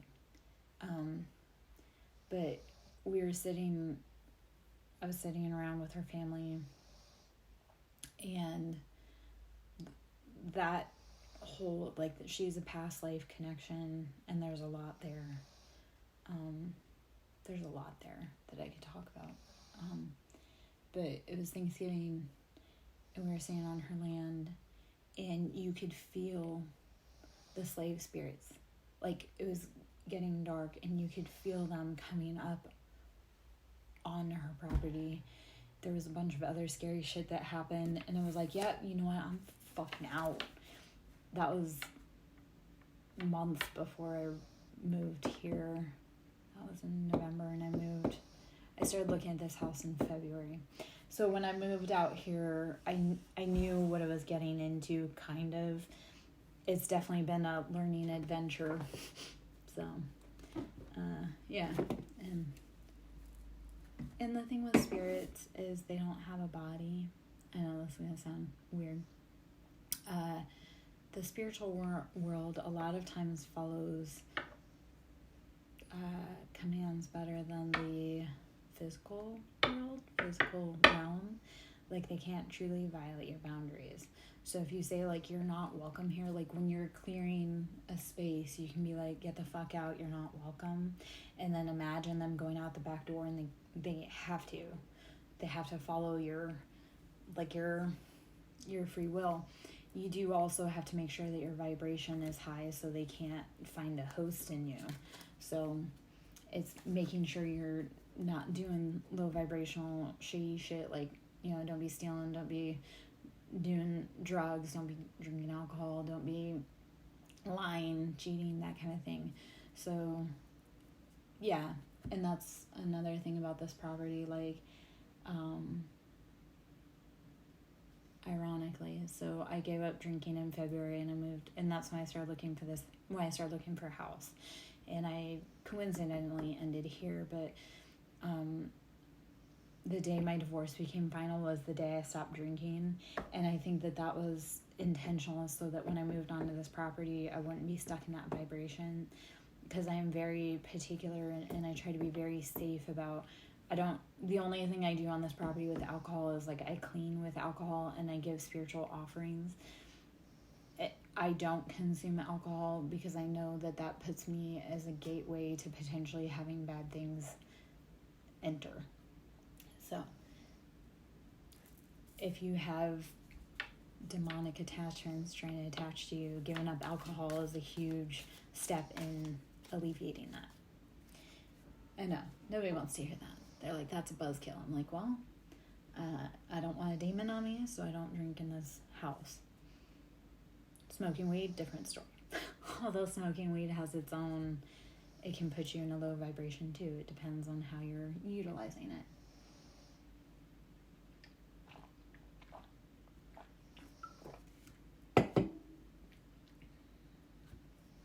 Yeah, well, okay, so it's not natural for our body.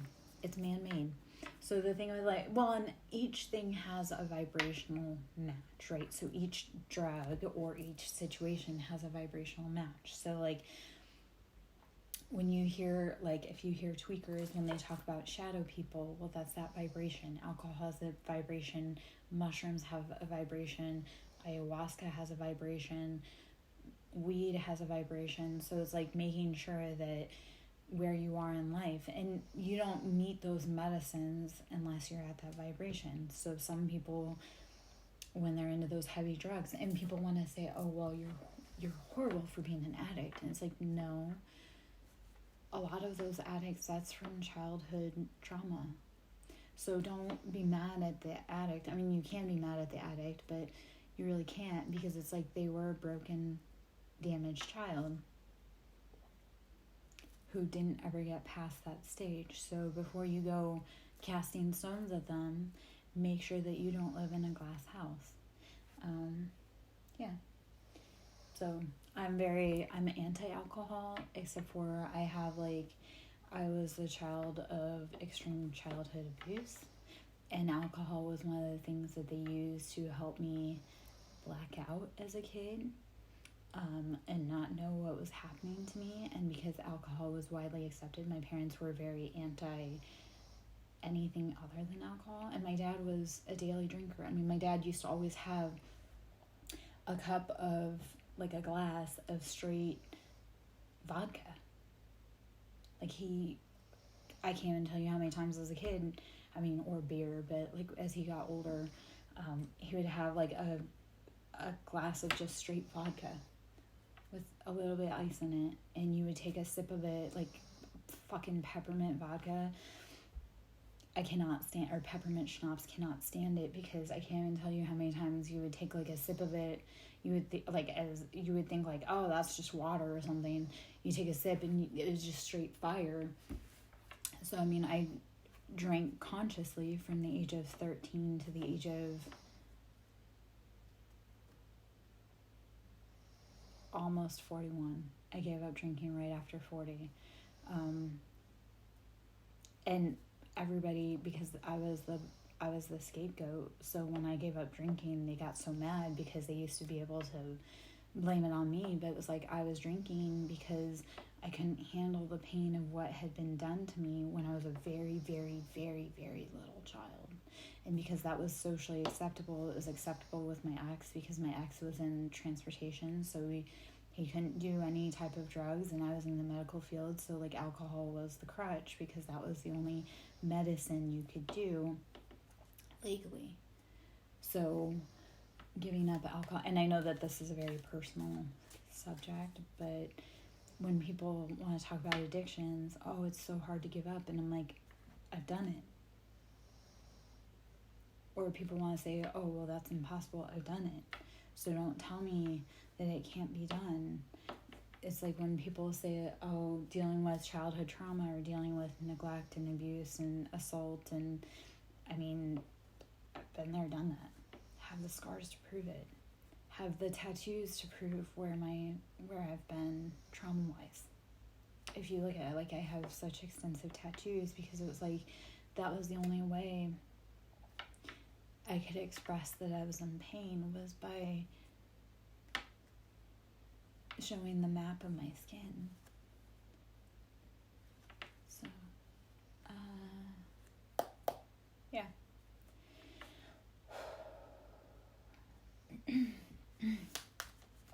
Anywho, so addiction, I beat it. We do recover. And it's something I talk about. And like, yeah, people have used that to shame me or humiliate me. You know, like, say my family, like, oh, you're such a horrible person, or, you know, you're an addict. I'm like, I was an alcohol addict, and I gave it up, and I quit, and I walked away. And even it is cathartic. And like I say, and I had this conversation the other day because I've lost almost 100 pounds. And it fluctuates. Like, I have gotten down to where I have lost completely 100. But I bounce between having lost between 90 and 100 pounds. And somebody was like, well, how'd you do it? And I'm like, well, it wasn't easy. But I came to the realization that, like, I ate because A, it was the only thing I could control about my life. B, it gave a dopamine fix. And C, if you were considered overweight, I mean, like, my dad used to say the most disgusting thing about women. You know, my dad really fucking hated women. So did my mom. It's like, if you were chubby or overweight, you were considered less attractive. And I know that sounds awful, but it was like, there were only 3 things that I could ever control about my life from the time that I was a little kid up until I divorced my ex-husband. And the 3 things I could control was what I ate, because I could always, like, sneak it. What I did with my hair. Like, once I turned 18, I could start dyeing my hair. I wasn't allowed to touch my hair, like, dye it, until I was 18. And even then, I got so much shit for that. But and tattooing too, like, I could tattoo because, you know, so I realized, like, my crutches again were eating my hair and my tattooing. And part of, like, the eating thing, like I say, in the last almost 4 years, I've lost almost 100 pounds. And that was because I realized, like, I don't have to eat to hang around people so that I don't feel sad, if that makes sense. Like, I don't have to compensate for hanging around bad people and make my body feel bad by either overeating or eating super shitty stuff. Like, I still eat shitty stuff, but I also am a lot more conscious about it. God damn. I like got the fuck out of my neck earlier today, and it, like, I bruised it. I was like, somebody don't want me to talk today. Like, I bruised my fucking vocal cords and my throat chakra.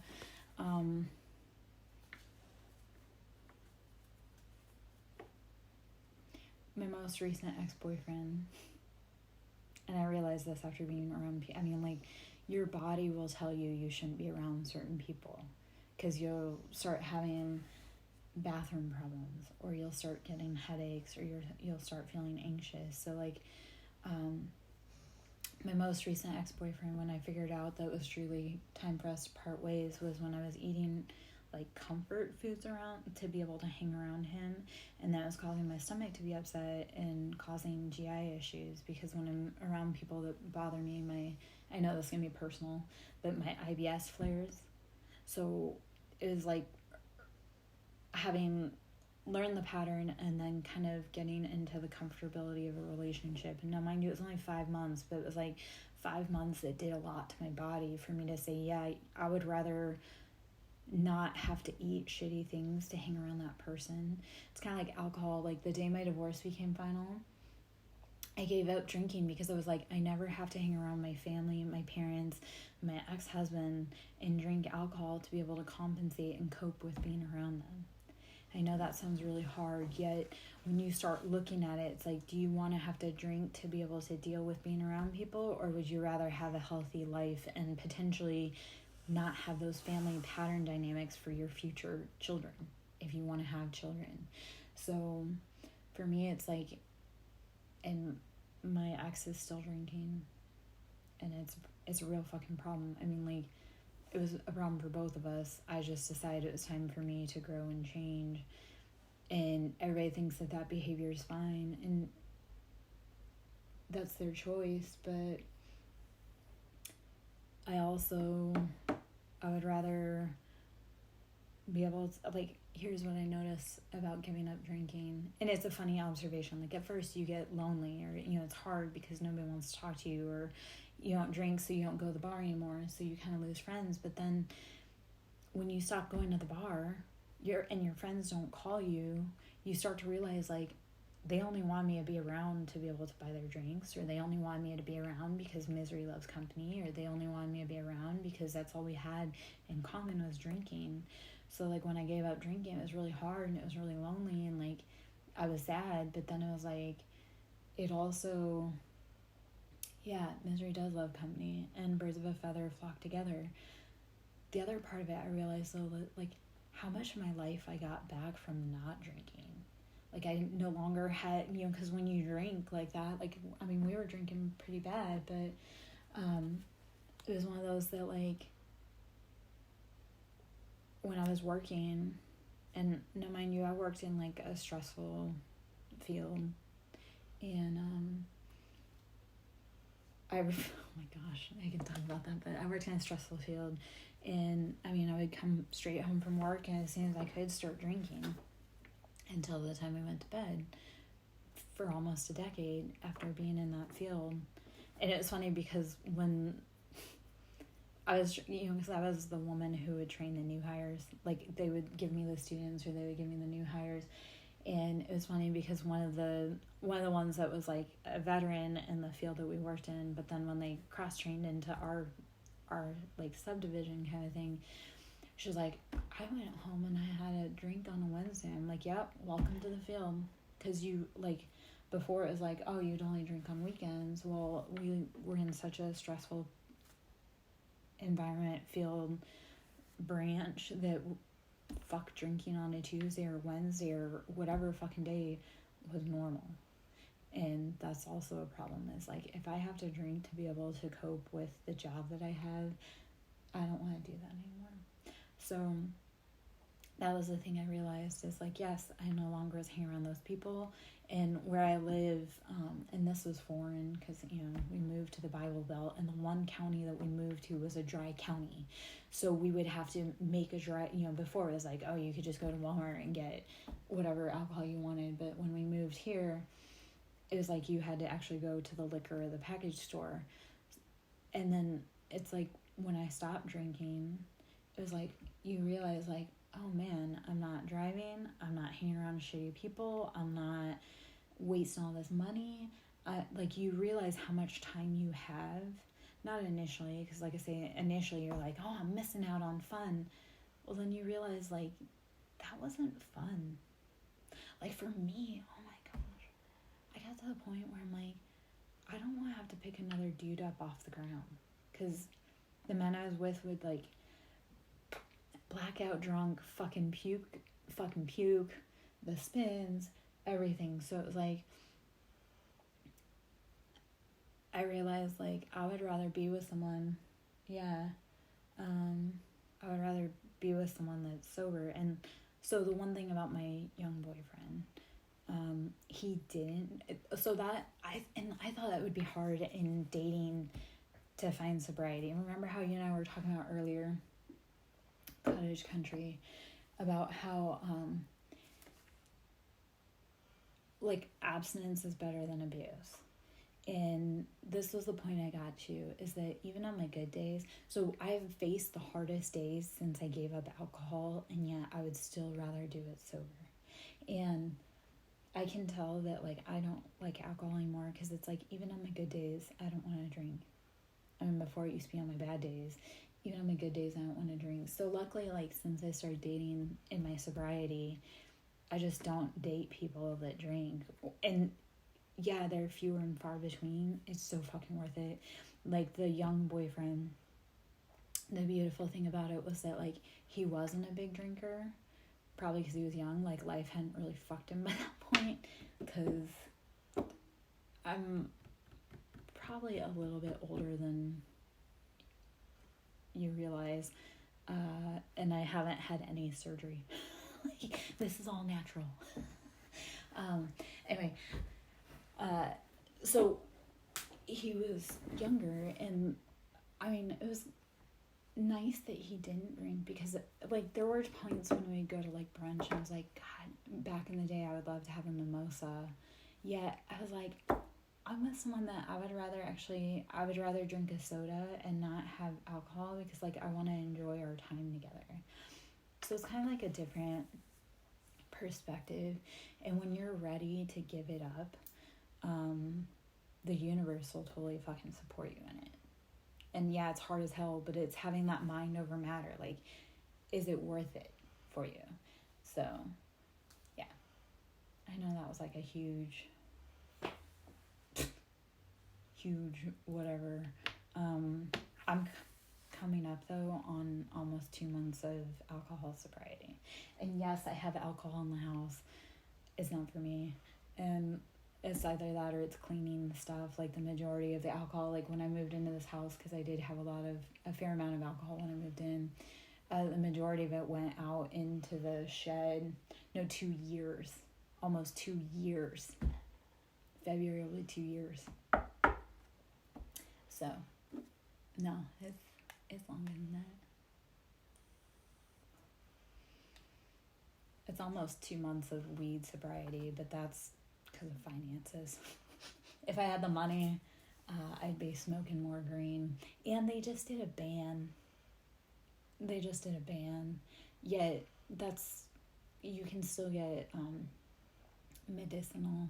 Like, I have my medicinal card. I just can't afford it right now. I wish I could. But yeah, no, almost 2 years of alcohol sobriety. And I drank from the age of 13, like I say, up till 40. So 27 years of drinking, minus what my family had given me, because like I say, they were poisoning me with alcohol from a very young age. So yeah, people tell me it's too hard. I'm like, no, it's not. That's an excuse. You have to mind over matter. Anyway, 10 of Pentacles. Oh, that was okay. So actually, I love that 10 of Pentacles is on the bottom, because I'm going to say this. Universe won't give you blessings until you remove, like, the temptations around you, until you remove the people around you. Because if you were to get 10 of Pentacles but you were in full alcohol, you would piss it away. Or if you would get 10 of Pentacles and there were people around you that didn't like you, they would steal it from you. So the universe won't give you things until you clean up your life. So an example of that, because like I say, it's been almost 2 years. February it'll be 2 years that I gave up drinking. 2 years since my divorce became final. And because my ex fucking put me through it. I was like, the day that divorce is final, I'm buying a lottery ticket. And while I didn't win the lottery, I did find sobriety, which was a bigger jackpot than winning the lottery. And I know that when it's my time, that financial gains from, and that's the other part of it. I look at how much money he and I both spent on alcohol, and it was fucking ridiculous, especially in a dry county, because it's expensive as fuck. So, I mean, I won the lottery by giving up alcohol, because alcohol, like, it robs you of your life, it robs you of your health, it robs you of, like I say, your sanity. The friends around you are low quality, because look at the people at the bar. Like, where do they ever go?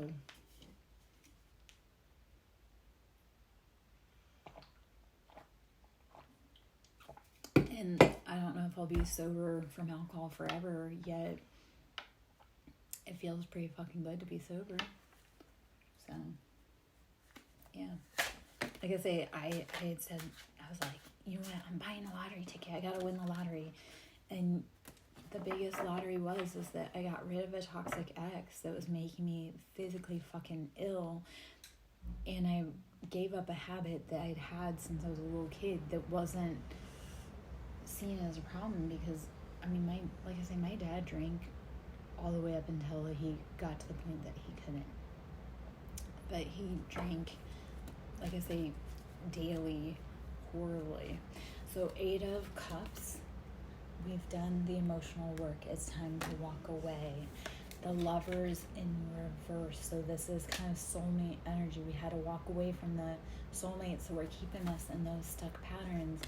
And 5 of Pentacles. Anyone that made us feel left out in the cold, we had to say no more. You've done the work. So yeah, it adds up. And then on the bottom of the deck there, again, was 10 of Pentacles. So when we start walking away, even if they're soulmates, even if they're soul ties, saying like, you know what, no more, I can't do it anymore, we truly do start bringing in those financial gains. So I love that.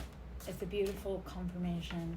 I know I just shared a really big story, and hopefully you find inspiration, and if you don't, that's fine too. Yet it does all add up. I was talking earlier with Ireneo about my soul ties and how in February he was an actual past life connection, and shit hit the fans, and it was like, it all adds up.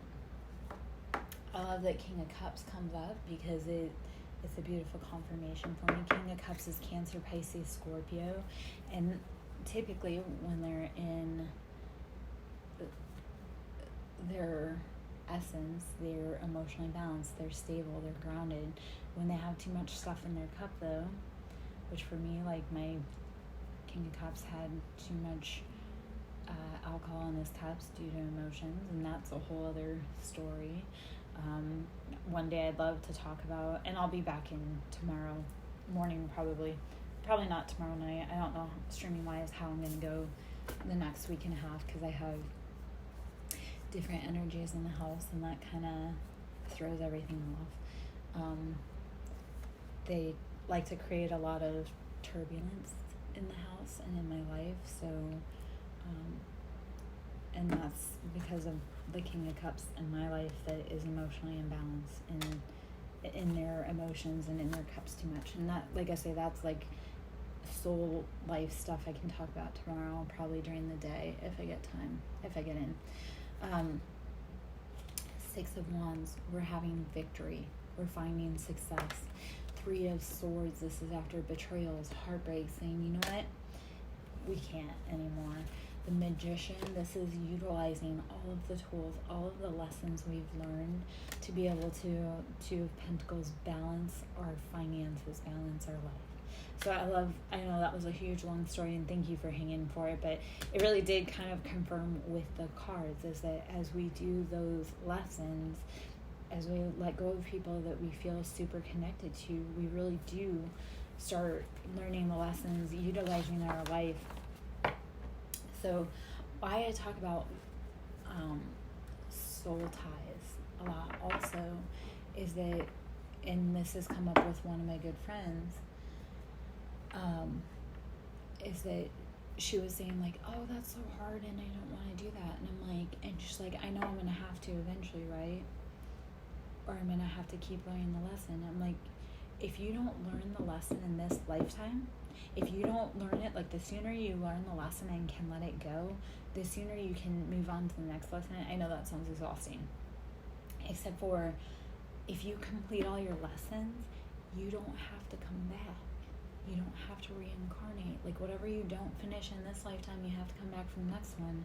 So like my friend was lamenting like, oh, it's so hard and I don't think I can do it, or I don't want to, or you know, I don't have the strength. And I'm like, if you do not learn it, you will come back in the next lifetime. I don't want to come back. Do you want to come back and do another Earth tour? And you can say yes, but if you don't have to, why would you? So be willing to do the hard lessons and let go of the soul ties, let go of the soul shit, so you don't reincarnate. Like, that was this, the last 4 years have been super, super just intense, super hard, super chaotic. Like, I lost fucking everything and everyone that I loved, including myself. I mean, I lost myself when I was a little kid, but I've reconnected with myself because like my mission was, I'm not coming back. So like, we moved across the country. I uprooted from my whole family. I met a lot of crazy, chaotic, scary people. Like I was talking earlier, the situation I wrapped up in February, he's killed me in past lives, and he would have killed me in this life. And he did go on to kill his girlfriend. And the month before he killed to the day, a month before he killed his girlfriend, he had posted about how he was on vacation. It was the first vacation he had in 20 years. Like, he was clean, he was sober, he was getting a new dog, he was, like, his life was good a month before he killed that girlfriend. And like, yeah, no, if I had stayed, so that was a soul lesson that I had to learn. Like, I had to get the fuck away from him as fast as possible, because if I didn't learn that, if I didn't listen to my intuition, it would have been me that he shot in the face. And that was a no fucking thanks, because I was very taken aback when because how did I learn?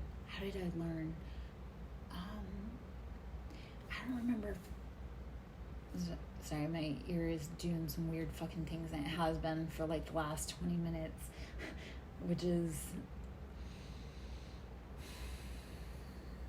someone's pressing on me. I told you I hit my vocal cords earlier. Like, I don't know if you can even, like, I mark pretty easily, but like, I marked my skin earlier. Like, it really fucking hurt. It actually bruised it, which I know sounds, but no, when people don't want you to talk, they'll attack your vocal cords. So today I really fucking hurt my vocal cords. So that ear is like wigging out, and it has been. So I bet you, A, somebody doesn't want me to be talking, especially about this. B, somebody's probably talking mad shit about me right now. That's how you can tie in spiritual lessons. Like, I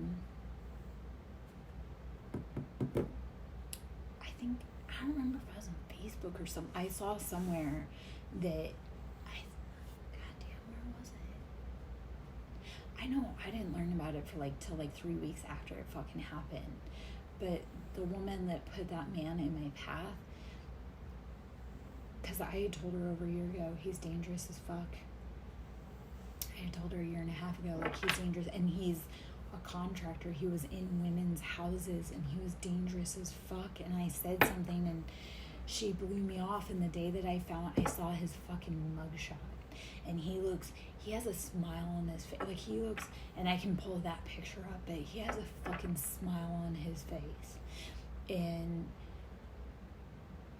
I was like, I knew it. I called it. No one fucking listened to me. There's so many people, especially in this town, that I said, like, hey, that person's bad business, or this is dangerous, or no one listened. Not police, not any different sector. Because I mean, there's been contractors, there's been realty offices, there's been warranty offices, there's been so many different people, places, things, tattoo artists, there's been a lot of other shit that I warned people out about, and they said, no, you don't know what you're talking about. I was like, okay. And then, ironically enough, everything that I've predicted and spoken on rings true with confirmations. So when I saw his mugshot, and I was like, this all could have been fucking avoided. So, yeah. That was, like I say, he was a soul contract. He is and yet I had to clear that out and learn that lesson. If I had stayed in that situation, it would have been me. And like I say, he was smiling in his fucking mugshot. And they're trying to get him out on bail. And actually, I know he has access to either he's out, or somebody else has access, or he has a cell phone in prison, which all of those situations scare the fuck out of me, because I have this suspicion that my family who's trying to end my life, and that's a whole huge thing, and if you want to talk about that, and if you're available tomorrow, we can talk about that if you want to talk about it. My family and or my ex would get him out on bail, and that terrifies me, because I know he would come here because he had access to illegal guns, and he stalked me like crazy. He was told to leave me the fuck alone, and because he had a very obvious work truck, he would be in the neighborhood, and he's crazy as fuck, and he's overzealous religious nut.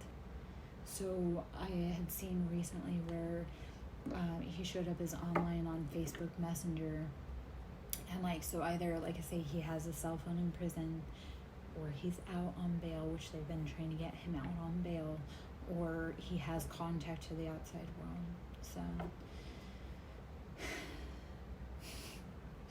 that's and when I found out, this is the other fucking part, is that when he was out,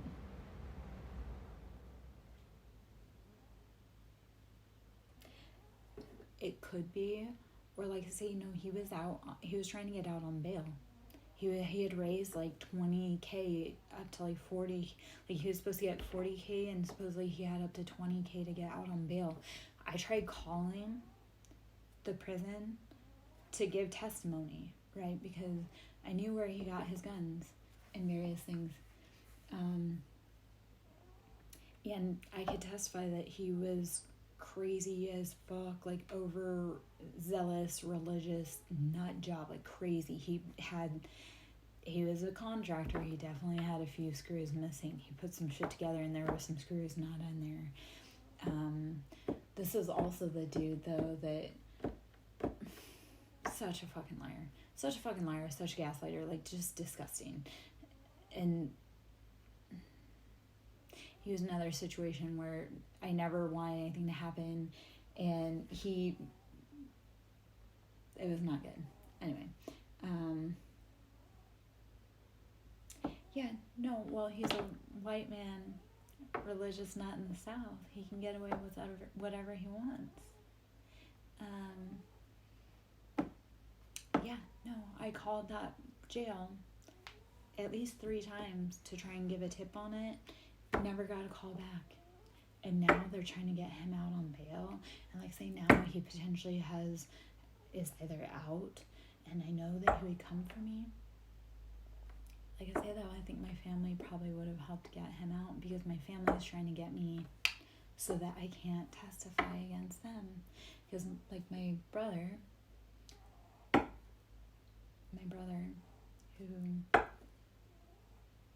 is out living his life freely, torturing little kids, sexually assaulting them, is one of my biggest sexual predators. My sister's husband was a 40-year-old man dating a 16-year-old, 15-year-old, and sexually assaulted me. So no one will lock them up either. They're just free to, and these are people that my children are around, and I can't keep them from my kids, and I can't protect my kids, and the legal system just says, yep, go, like, it doesn't matter. My ex-husband sends my kids to my brother's house, and my brother was one of my biggest abusers.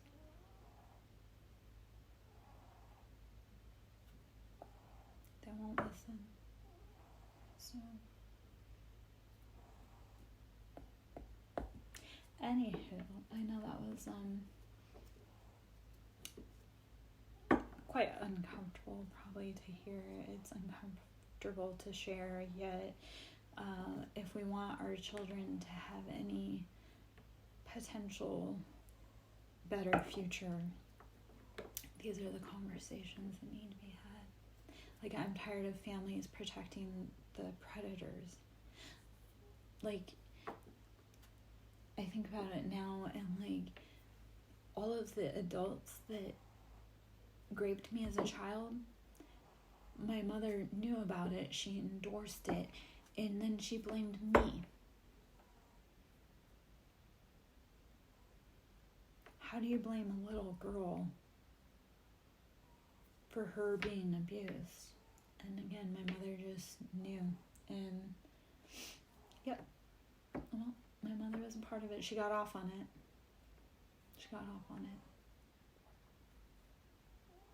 When I said my brother and her had a sick relationship, incestuous, I'm sure. Just like my sister lived with my mother. When she would work, she would stay at my mother's house, 4 doors down from my brother. I mean, my brother used to always tell me when I was a kid, like, incest is best, so molest your sister. I didn't truly I blocked so much out of that because it happened super frequently and by every adult in my fucking life, but I didn't realize, like I say, until I moved out of my ex's house what truly happened to me as a kid. And when I said that I didn't want my kids anywhere near my family, and because they're all abusive and they're all addicted to the devil, they refused to listen or stop it. So yeah.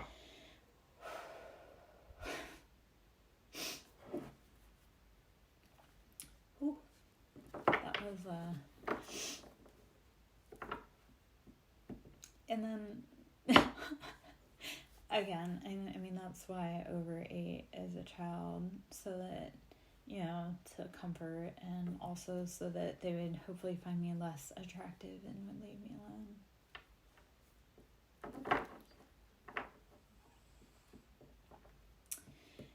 Yeah. I know it's been a wild ride. Thank you.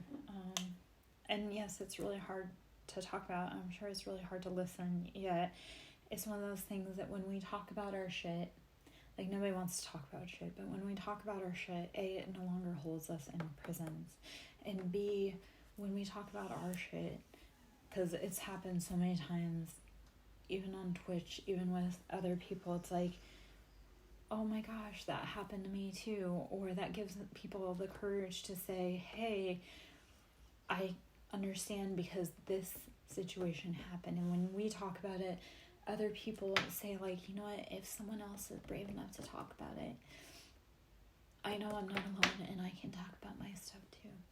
So even though it's really hard to talk about, it's like, as I open space to talk about it, then other people can open space to share their grief and share their pain, because you don't know who you could save by sharing your story. And yeah, you may not have a story similar to mine, or you may, but it's like, you don't know who's watching, and your story, like, you're sharing, is someone else's testimony and their way to get out. And actually I've had that with a bunch of my friends, even, where they're like,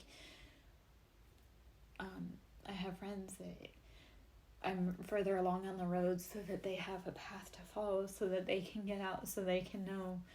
It's like my friend that was like, oh, that path, it's really hard, I don't know if I can do it. And I was like, girl, if you don't do it now, what's going to happen to your children? Like, break the pattern of abuse so your kids don't end up in the same family pattern with the same spouse, with the same, like, yeah, it's hard as fuck, but I would give anything so that my grandkids don't ever have to go through what myself or my children, or even my mother went through it too, and my father. I would give anything so that the future generations don't have to go through what I went through. And, yeah. I look at, this is going to be just kind of a hot button subject, but, do you know that segregation ended before women had even rights to, like, own our own bank account and, or go to, not so much go to college, but, like, our country is so fucking far behind in so many ways, and women are still, like, I was raised and treated like property and like an object.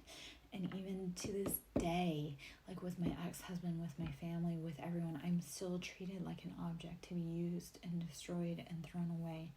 And I'm like, I fight so that my kids don't have to be treated like that. So that my kids have, I mean, because like my kids have mixed ethnicity. Yeah. So my kids have mixed ethnicity, so they have even less respect, priority than I do. So it's like, if I'm treated like I can be killed without any consequence and treated like an object and thrown away and discarded, how are my children going to be treated unless something stops? And I know that that's like, that is really truly what keeps me going. It's like, I think about this scenario is that even if I wanted to be anything other than heteronormal, I couldn't have been due to my mother. So like when all of my children are fluid, like my oldest will be 23 in January, and he definitely, like, he kind of toes the line. And that was one of the things with my children. I'm like, I don't care who the fuck you love, as long as they make you happy, they treat you right. I don't care who you love. So like my children have received benefits that I never got. And actually when they started coming out as fluid, my fucking family lost their shit. Like shaming little kids about how they felt and who they loved. And it was like, I fought so hard because I was never allowed to be anything other than perfect. And this isn't meant as like a poor me. This is sharing my story. Yet anyway, my heart is definitely different or whatever. I don't know. I infuriated my family because my family is very racist, and my mother is very much about pedigrees. So when I married my ex, both of our families freaked them out. Well, actually, I'm going to talk about that in a moment. Both of our families freaked the fuck out. Like my family refused up until the day before the wedding to come to the wedding. Now, mind you, we got married really quickly. We decided on Sunday that we were getting married, and we got married on Friday. And when I called my parents to tell them, I'm like, I didn't expect them. I mean, it hurt, but they're like, you know how we feel about this. And they did call me the night before. I did tell my mom that. I'm like, if you say anything hurtful, and she has said horrible fucking things about my children. And I fucking hate her for that. Because those babies didn't deserve to be treated that way by a racist piece of shit bitch. Anywho, I know those are harsh words, yet, like, they're terrified of the things that they actually want. So, like, my mother, I would guess, and, can't ask her about it because, she's passed away. I would guess my mother probably, actually, I can guarantee my mother was a lesbian or a closet, like, wanted to be, like, actually had those feelings, but we vehemently deny those things that we want. So she was so anti-lesbian. I was like, I would bet you anything my mother loved a woman. And I also bet you, because she was so she was so racist, I'm like, I would bet you anything she probably loved a black woman. So, and as much as my family fucking hates me, like, my brother turned on me. Well, my brother's girlfriend is Hispanic. He wouldn't have been able to date her unless I paved the way for her and him. Just like my niece, because my sister and her pedophile baby daddy, disgusting piece of shit, he is horribly racist. horribly racist. And they refused to go to her wedding. And my niece turned on me too. And I'm like, I paved the way so that my niece could marry the man that she married, yet they turned their back and they said that I was an evil piece of shit. I was like, if I hadn't taken the wrath, if I hadn't made it okay, given you a place to hold space, to love whoever the fuck you wanted, you wouldn't sit in that seat. So you should give me my goddamn flowers and pay me some fucking respect. And yeah, I don't know. I was the one who, I was disowned when my mother died. Actually, like, they had called to tell me that I had, like, a tiny little bit of inheritance, and how that happened was because they were too lazy to write me out of part of that will. So when she called to say that there was an inheritance, my sister had already given her the information before that I wasn't a part of that will. And it's like, yeah. So.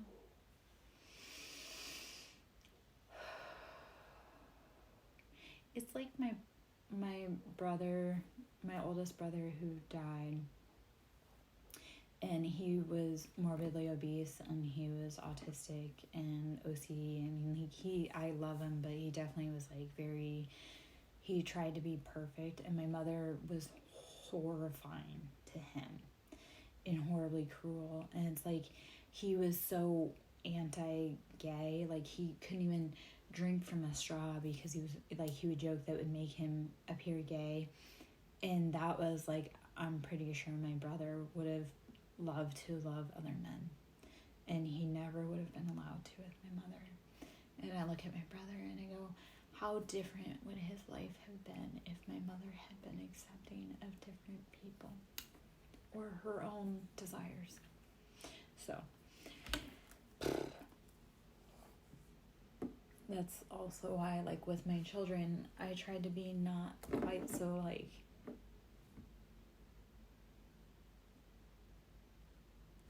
rigid. I don't know. And I still fuck up, but I really do try to, like, give them so many opportunities that I never had. Anyway, that was some real fucking raw, vulnerable talk. I mean,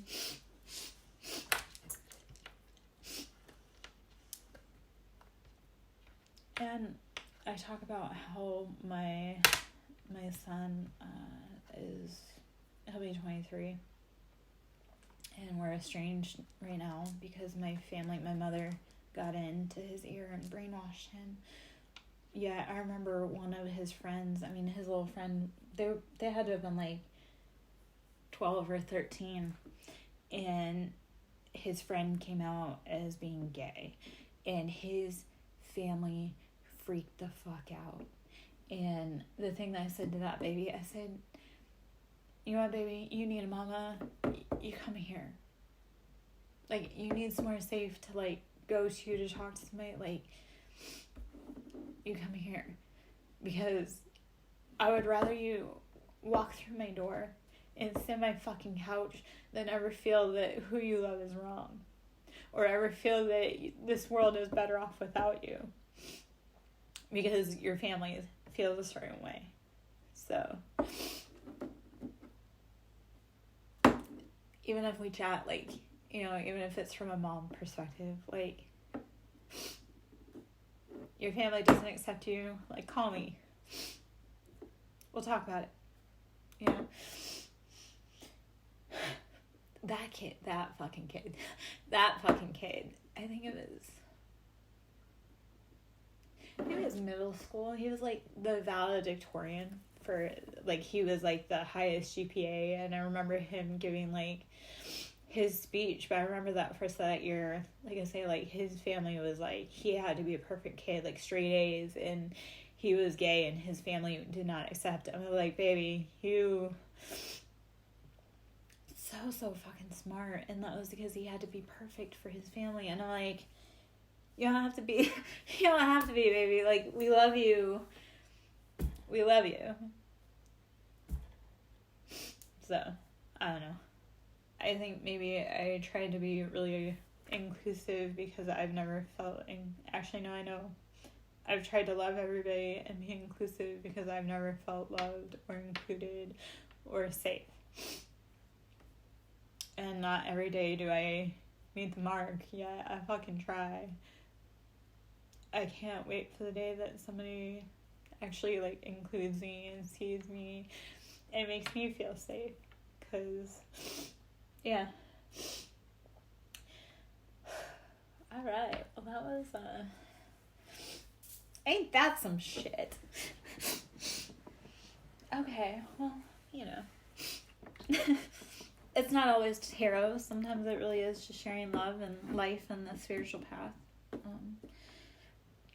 And that's the other part. I try not to be super rigid on how the flow goes. I mean, shit, like I've crystal egg, tingas, kawakas, tarot. I got it all, man.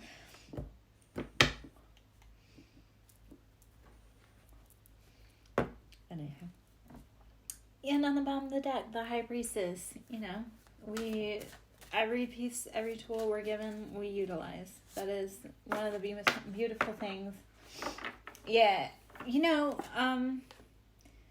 yeah, and, you know, there's such things as yoni eggs, too. I'm also a proponent of some people just need to shove a crystal up their ass. Like, I know that, not this kind of crystal, but, you know, the crystals and the eggs, they're not just for meditation. They're also for other places. You know, you never quite know what you're going to get when you come in the chat. Because I do have yoni eggs that are rose quartz, too. So, you know, 9 of Wands, we're putting down those heavy burdens. We're putting down those things that tell us that we have to be a certain way. Remember how I said, like, we all forgot how to play? So how do you play? Even in serious matters. Page of Wands, this is that fiery energy, like, that's childish energy, but how do you start playing as an adult and making it constructive? How do you pick up a piece of clay or a paintbrush and let out your emotions that you've been holding on to since you were 5? When your mom said, oh, I don't like that picture. Well, how now do you start putting down those burdens and start remembering how to play? And that's part of the spiritual journey that I've been on too, is like, I forgot how to play at a very young age because I had to be an adult at a very young age. I'm talking about very fucking young. So I didn't ever get the chance to play and explore or enjoy being a kid. So we need to remember how to play and tell people to fuck off and that their opinions don't matter because they don't run your life. King of Swords. King of Swords, we are using discernment. We're cutting out anything that makes us unhappy. I don't care who you are. Gone. 10 of Swords. That's like every sword has been in our back. Every betrayal. You can't get up. That's like rock fucking bottom. So using King of Swords, saying, you know what? No more. 10 of Swords being like, I hit rock bottom. Everybody betrayed me. Every sword in my fucking back. I know I talk about addiction. I talk about the betrayals to say, like, I've been here so many fucking times. You want to get up? I can help you. Even if it's just being inspiration. Even if it's just remind you to laugh. Even if it's telling you put a crystal in your ass. Like, I know that all sounds whatever, but you know, the Fool is being willing to break those patterns of tradition and say, you know what, that didn't work for you. It doesn't work for me. It's time to go. I love how, again, got into all of that to get confirmation with the cards. Energy don't lie. People do. Energy doesn't. And I know the cards seem random, yet how much have you watched that will talk about shit and then the cards are like, oh, yeah, no, it's right. So that's also why I love doing what I do. Because it works. Or it's legit. It jives. Chariot was on the bottom, which is Cancer energy, which the boyfriend that was the one that murked the girl, he was a Cancer. So I'm like, yeah, no. Every sword in our back, 10 of Wands putting down, all those heavy burdens. So, and the other part, cottage country. I know like you've been in and out, but what I love also though is I can go to a different deck and get almost the same cards, like from a completely different deck, just randomly shuffling. So that is the other beauty about tarot, is that when you are on, or when, you know, the cards confirm, the energy don't lie. So I love doing what I do, because it's like, yeah, no, there's the people that have talent, or the people that, you know, we're in that vibe. The Hierophant, that's Taurus energy, that's tapping into that higher knowledge, that stable, grounded, that's like Pope energy. We tap into source, we tap into the connection with God or our own divinity, and we gain the knowledge, the answers that we need. So, yeah. Yes. Well, so it's the Crow Tarot. Crows are one of my totem animals, which terrifyingly enough, because I have prophetic dreams. My boys that I talk about, I call them the twins, Cain and Abel. I dreamt of them 6 months before I adopted them, and they were a prophetic dream. So these are crows. It's the Crow Tarot. One of my tattoos is a crow. I have a crow and a raven tattoo together, which one day, if you want, I can show you.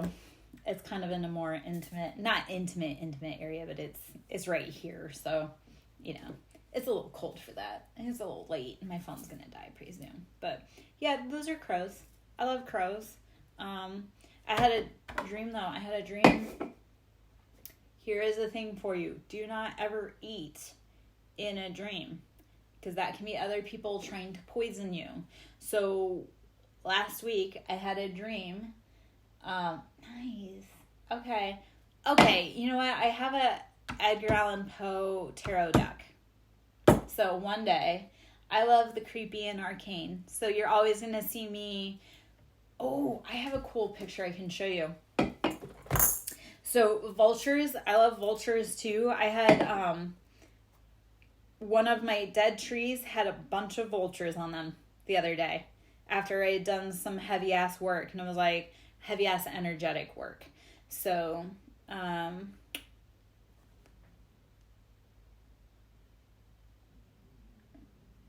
at that bad boy.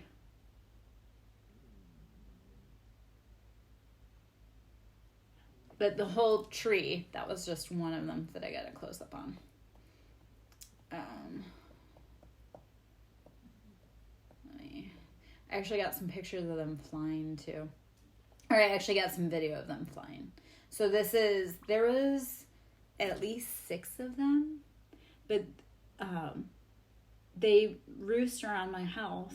And while others would be like, oh, that's so scary, or that's, you know, I look at the scary things, that's like the cleanup crew.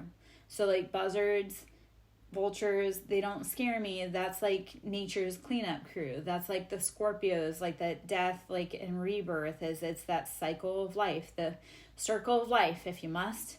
That's like I say, them roosting. So yeah, I think, you know, because I'm Lara, so I think of Lenore.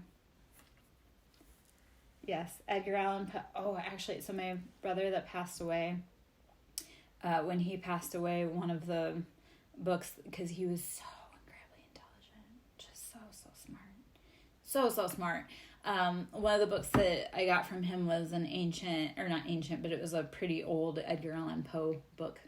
So, I feel like you are in my tribe with the whole Edgar Allan Poe and the crow reference. So, you know.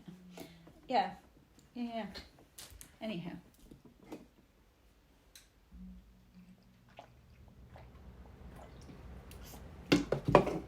Yes. So I have the Crow Tarot, but then even out here right now, like I have another tarot deck. I have a million tarot decks, but that's also what I love too, is because I have a million tarot decks, and I typically keep a few different versions close by at one time. So it's like if I'm getting cards in one deck and then I pull up another deck and the same cards pretty well are coming out in the next deck, you go, okay, well, this is, you can pick up 3 different decks, and if you get King of Wands and Death and the Chariot in at least 3 of those decks or some of those similar cards, you go, okay, this is a recurrent thing. We're on to something here. So people want to say tarot is nothing. Well, if you have a junk reader, maybe, and I may not be the right reader for everybody, but there is real fucking shit to it. And it's just predicting of the energy that's in the air. So, yeah.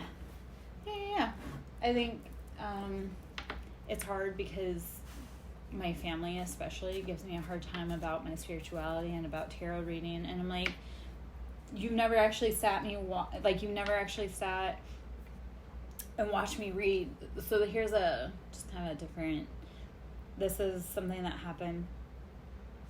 It was right before my children went to my ex's house to live, which was a horrible fucking shit show of a situation, and they completely blindsided me with that too.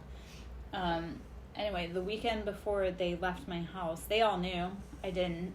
They intentionally were trying to keep me from showing up to court. And if Spirit hadn't given me the download, they would have. And as it was, they gave me such a hard time about being late to court. Well, I didn't even know we had court until 20 minutes before court. My lawyer conveniently didn't tell me, which my lawyer's corrupt as fuck, and he is a part of the whole system. And he also admitted to me that he's a narcissist and he's done everything under the sun to make me lose my fucking kids. Anyway, needless to say, I try not to do too much spiritual stuff around my kids, my children, or my family, because they say and they do all kinds of horrible things. Yet, the weekend before they were taken out, I was in a hair salon with my daughter, and she was getting her hair braided.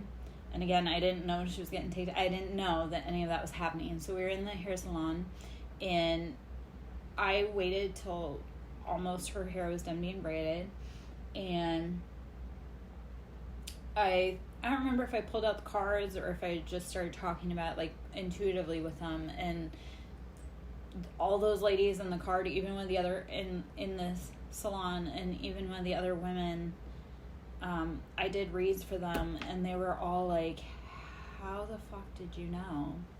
So yeah the one, and I feel a lot of other people's pain.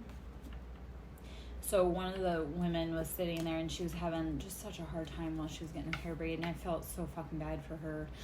And I was like, I just want to give you a hug. And I gave her my card, and she called me the day after, or she texted, I don't remember if she texted me that night or the day after she called me. And I didn't say too much when she was in there, and she called me for a read, and her and I were talking, and she's like, yeah, like, I have 5 kids, and this guy, this, that, and the other thing. And I was like, girl, I could feel your fucking pain. And she's like, your reading was right on. I'm like, yeah. It's not something I like doing, though, like I say, in front of my family, because they don't understand it and they demonize me. And I was like, yeah, no, it's a real thing. Anyway, scissors. Disappointment in some affair. Oh, man.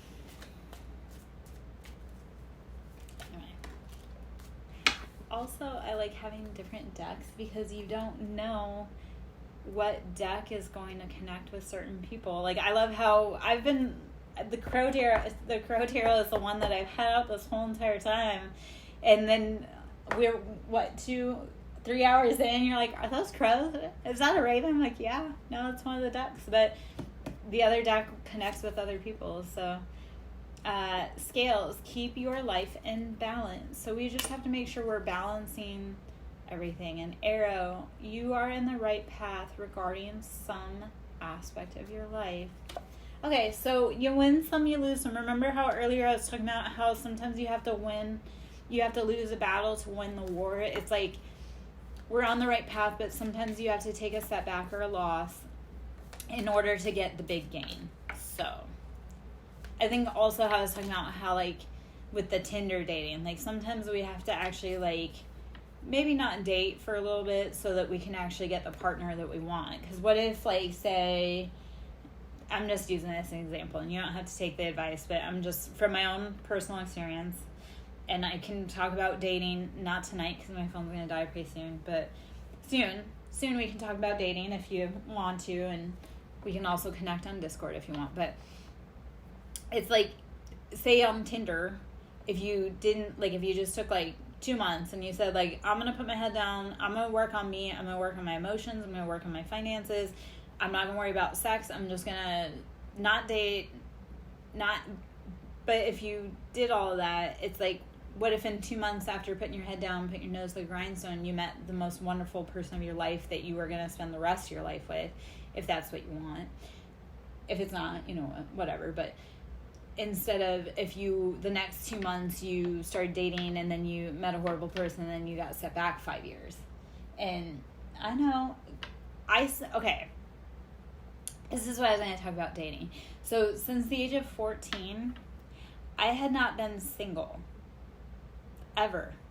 Up until I got divorced almost 2 years ago. So I had a constant supply of dick for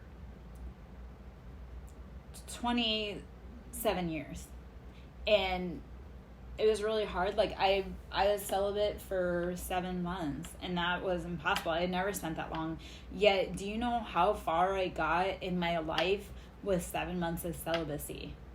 And even I've been celibate now for 2 months, and I'm like, fuck, I would rather be celibate and single for 2 months than get stuck in another 5-month relationship of shit from one what was supposed to be not even a connection.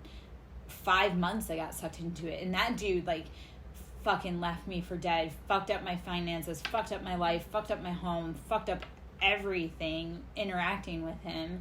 It's like, I would have rather never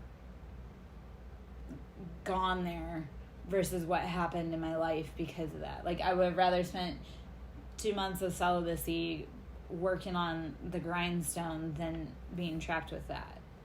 Because remember how I was talking about earlier, it's like something that should be simple and easy,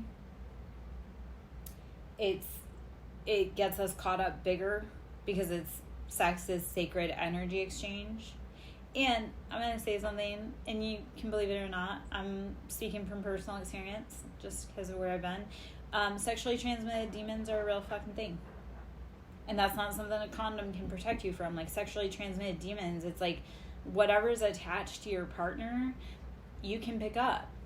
And then you pass that along to other people. So it's like, if they have like a succubus on them, you can pick that up from them. Yeah, so that's why because if you could truly see someone's soul, there are some people that you would never, like the one that murked his girlfriend, if you could truly have seen his soul, like, that was someone I never should have been with, I ever wanted to fucking be with. Like, that was not a good situation.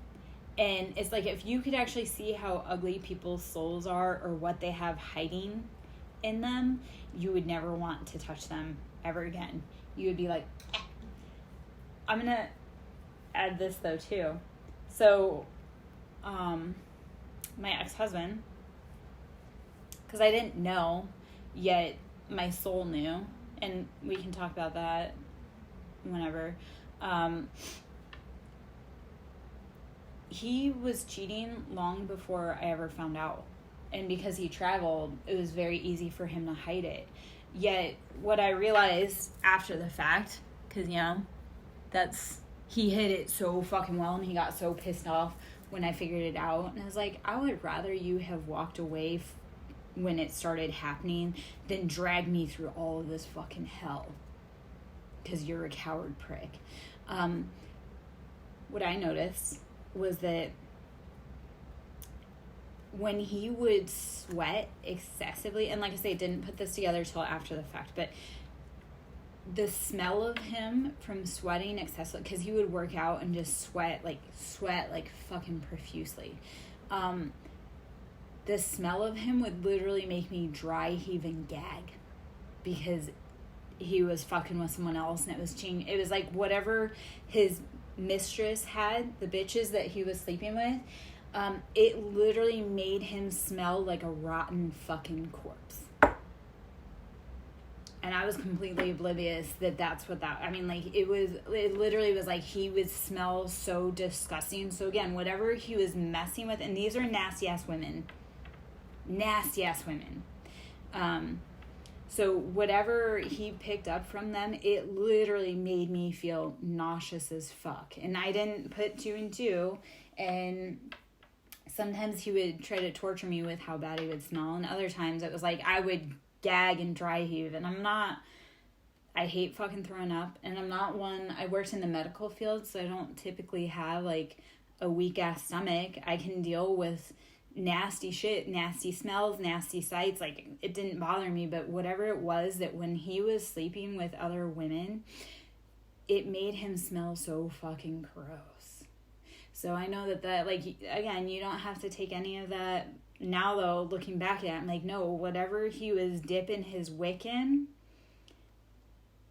my body rejected. And these, like I say, these are nasty ass women that had demons on them. They were Jezebel, succubus energy. You don't have to believe it. You don't have to understand it. Again, that's all experience. I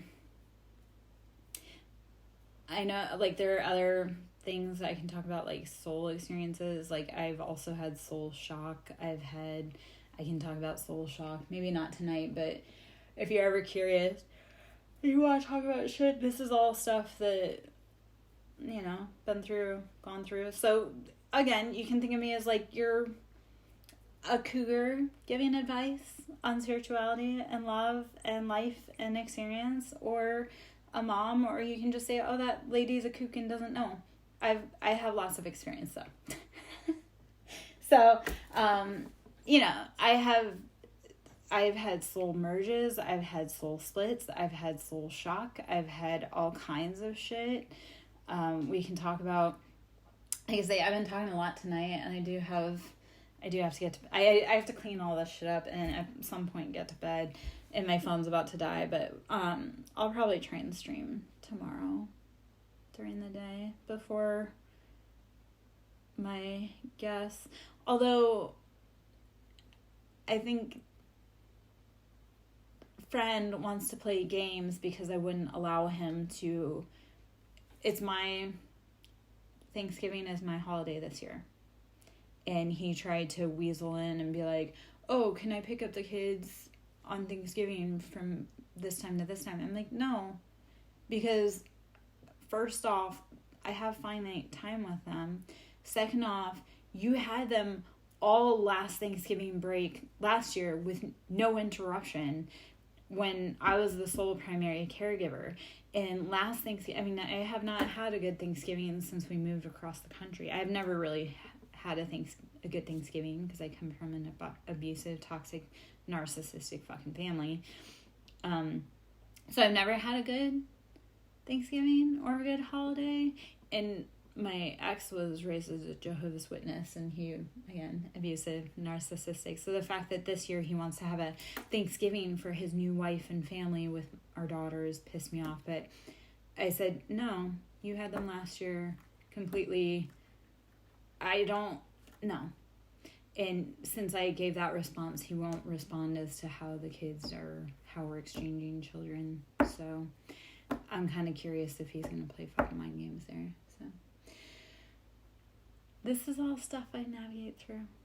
And I know, like I say, I talk about a lot of shit, and it's probably uncomfortable or TMI, and it's all shit I talk about so that other people don't experience it, kind of thing. Or they feel included or seen, or I don't know. I'm just trying to find my family. Man, I can't wait to have my own soul family that I can have a beautiful Thanksgiving with and not ever have to cry myself on Thanksgiving again. And actually, last Thanksgiving, they sent a demon attack to me, and I thought I was going to die because I had the worst fucking headache and nausea and vomiting because they sent a spiritual attack with a demon to me to try and kill me last Thanksgiving. I was so sick and I had no one to take care of me. I literally thought I was going to die on Thanksgiving last year, and I didn't eat I didn't have anyone. I didn't have any friends. I didn't feel anywhere close to human until 7:30 that night. I didn't end up eating, and the only reason I ended up eating on Thanksgiving night, again, sicker than a dog, I was all alone. My poor fucking animals, because they didn't understand. Like, I didn't come out of my room until 4:30 or 5 at night, and I didn't eat until 9:30 that night. And that was only I made whatever stupid fucking thing I think I made soup. Just noodles with bouillon, because I was just sicker than a fucking dog. So, yeah. I mean, that's the family I have. My family has tried to actually send hitmen towards me. They've tried to kill me. They've collected a life insurance policy on me. I know all this sounds unlikely or too big a tale, yet I've lived it. So, yeah. Anywho. And there are other people out here. That's also the thing. There are other people that are experiencing it too. And while it seems far-fetched that people would try to off you and collect a life insurance policy on you, my sister's baby daddy has done that with a few people. And a few of the families around us, they've had a lot of mysterious deaths, a little prematurely. And then life insurance policies collected on them of people that they never should have gotten life insurance policies on. So, when you start putting it all together, you start realizing that greed and money and people are evil and sadistic. And if you've never met anybody that's gone through it, here I am. So, man, thank you, Cottage Country, for hanging in. I know today has been a wild ride, and I know you and I, we've kind of connected over the time, but I'm glad you came in today. I'm glad to talk about it, and I'm glad to I know I've got, like I say, a lot to talk about. I have a lot of experience, and if you hang around long enough, you're going to start realizing oh no, man, this girl, hopefully you realize I know what I'm talking about, or you see that. If you don't, I've got receipts. I've got stories to talk about. Oh, okay. So I do have, here's the thing. The shit I talk about, I really do have stories. Because here's one of the funny things. I always talk about when people try to give me attitude, and I'll be like, I've been kicked out of finer places than this. And my children love to quote that as snarky, except for I really have been. In 2012, the party that I was with, we were kicked out of a Vegas club by security. And when I talk about that story, it wasn't I was with military men. Our whole party was kicked out of a club in Vegas because we were too fucking rowdy. So when I joke with people, because they'll be like, get out. And I'm like, you know what? I've been kicked out of finer establishments than this. And my kids like to say it as a joke, I'm talking a big game. No, I've legit had it fucking happen. So, when I talk a big game, it's I really do have the receipts to talk, to back it. And then, like I said, also when people are like, oh, what kind of people are you hanging out with? I'm like, I was with military men. And we fucking got kicked out of a Vegas club.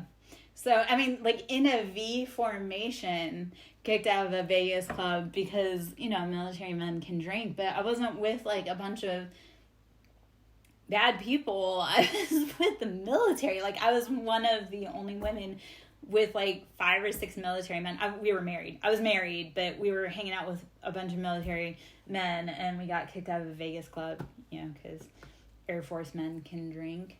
And some of my friends were like ammo guys from the Air Force. So I have larger than life stories, and yet that's because I've lived a larger than life. So I've got receipts. And they're always like the stories you're like, that could never happen. I'm like, no, it has. I don't know. I wouldn't know how to live a boring, normal life if I tried. And maybe that's one of the best things about it. I don't know, man. So I guess if ever you come by, it's like I have so much experience and so much to give and so much to teach and so much knowledge, and I don't know. When I was getting my tattoo, I'll have to show you. If you come by tomorrow, maybe I'll show you some tattoos. And anything, if there's anything you want to talk about, or if you want to connect with me on Discord and ask or talk about anything. When the tattoo that I've been working on, and the owner of this tattoo shop is kind of a smart ass, and he was like, get out, and I was like, hey man, I've been kicked out of finer places than this, so if you think you're gonna piss me off, like, I will take my business elsewhere, and I won't bat an eye twice. You will be out of a lot of money because I've got quite a rapport with your artist and quite a bit of work and quite a bit of money sunk into it. But if you want to be, because he was a short man, I was like, and he was joking, but I was like, I'm not afraid to walk away from someone who wants to give me a hard time. Like, so. Anyway, all right. Well, it has been a beautiful day. Thank you for coming to play. I know, like I say, I talked a lot, and hopefully I'll see you tomorrow. Although life is always crazy, so, I just kind of go with the flow, and wherever I go is wherever I go. You have my Discord, should you wish to connect. Should you guys wish to book a service, that can always be done through SirenSongLover.in. Should you wish to donate to my ministry, because I really don't fucking know how I'm going to pay for Thanksgiving dinner this year. I had a huge expense hit me. That can always be done through Cash App with Siren, capital S, Song, capital S, Lover, capital L. I hope you have a beautiful night. I'll catch you later. Bye.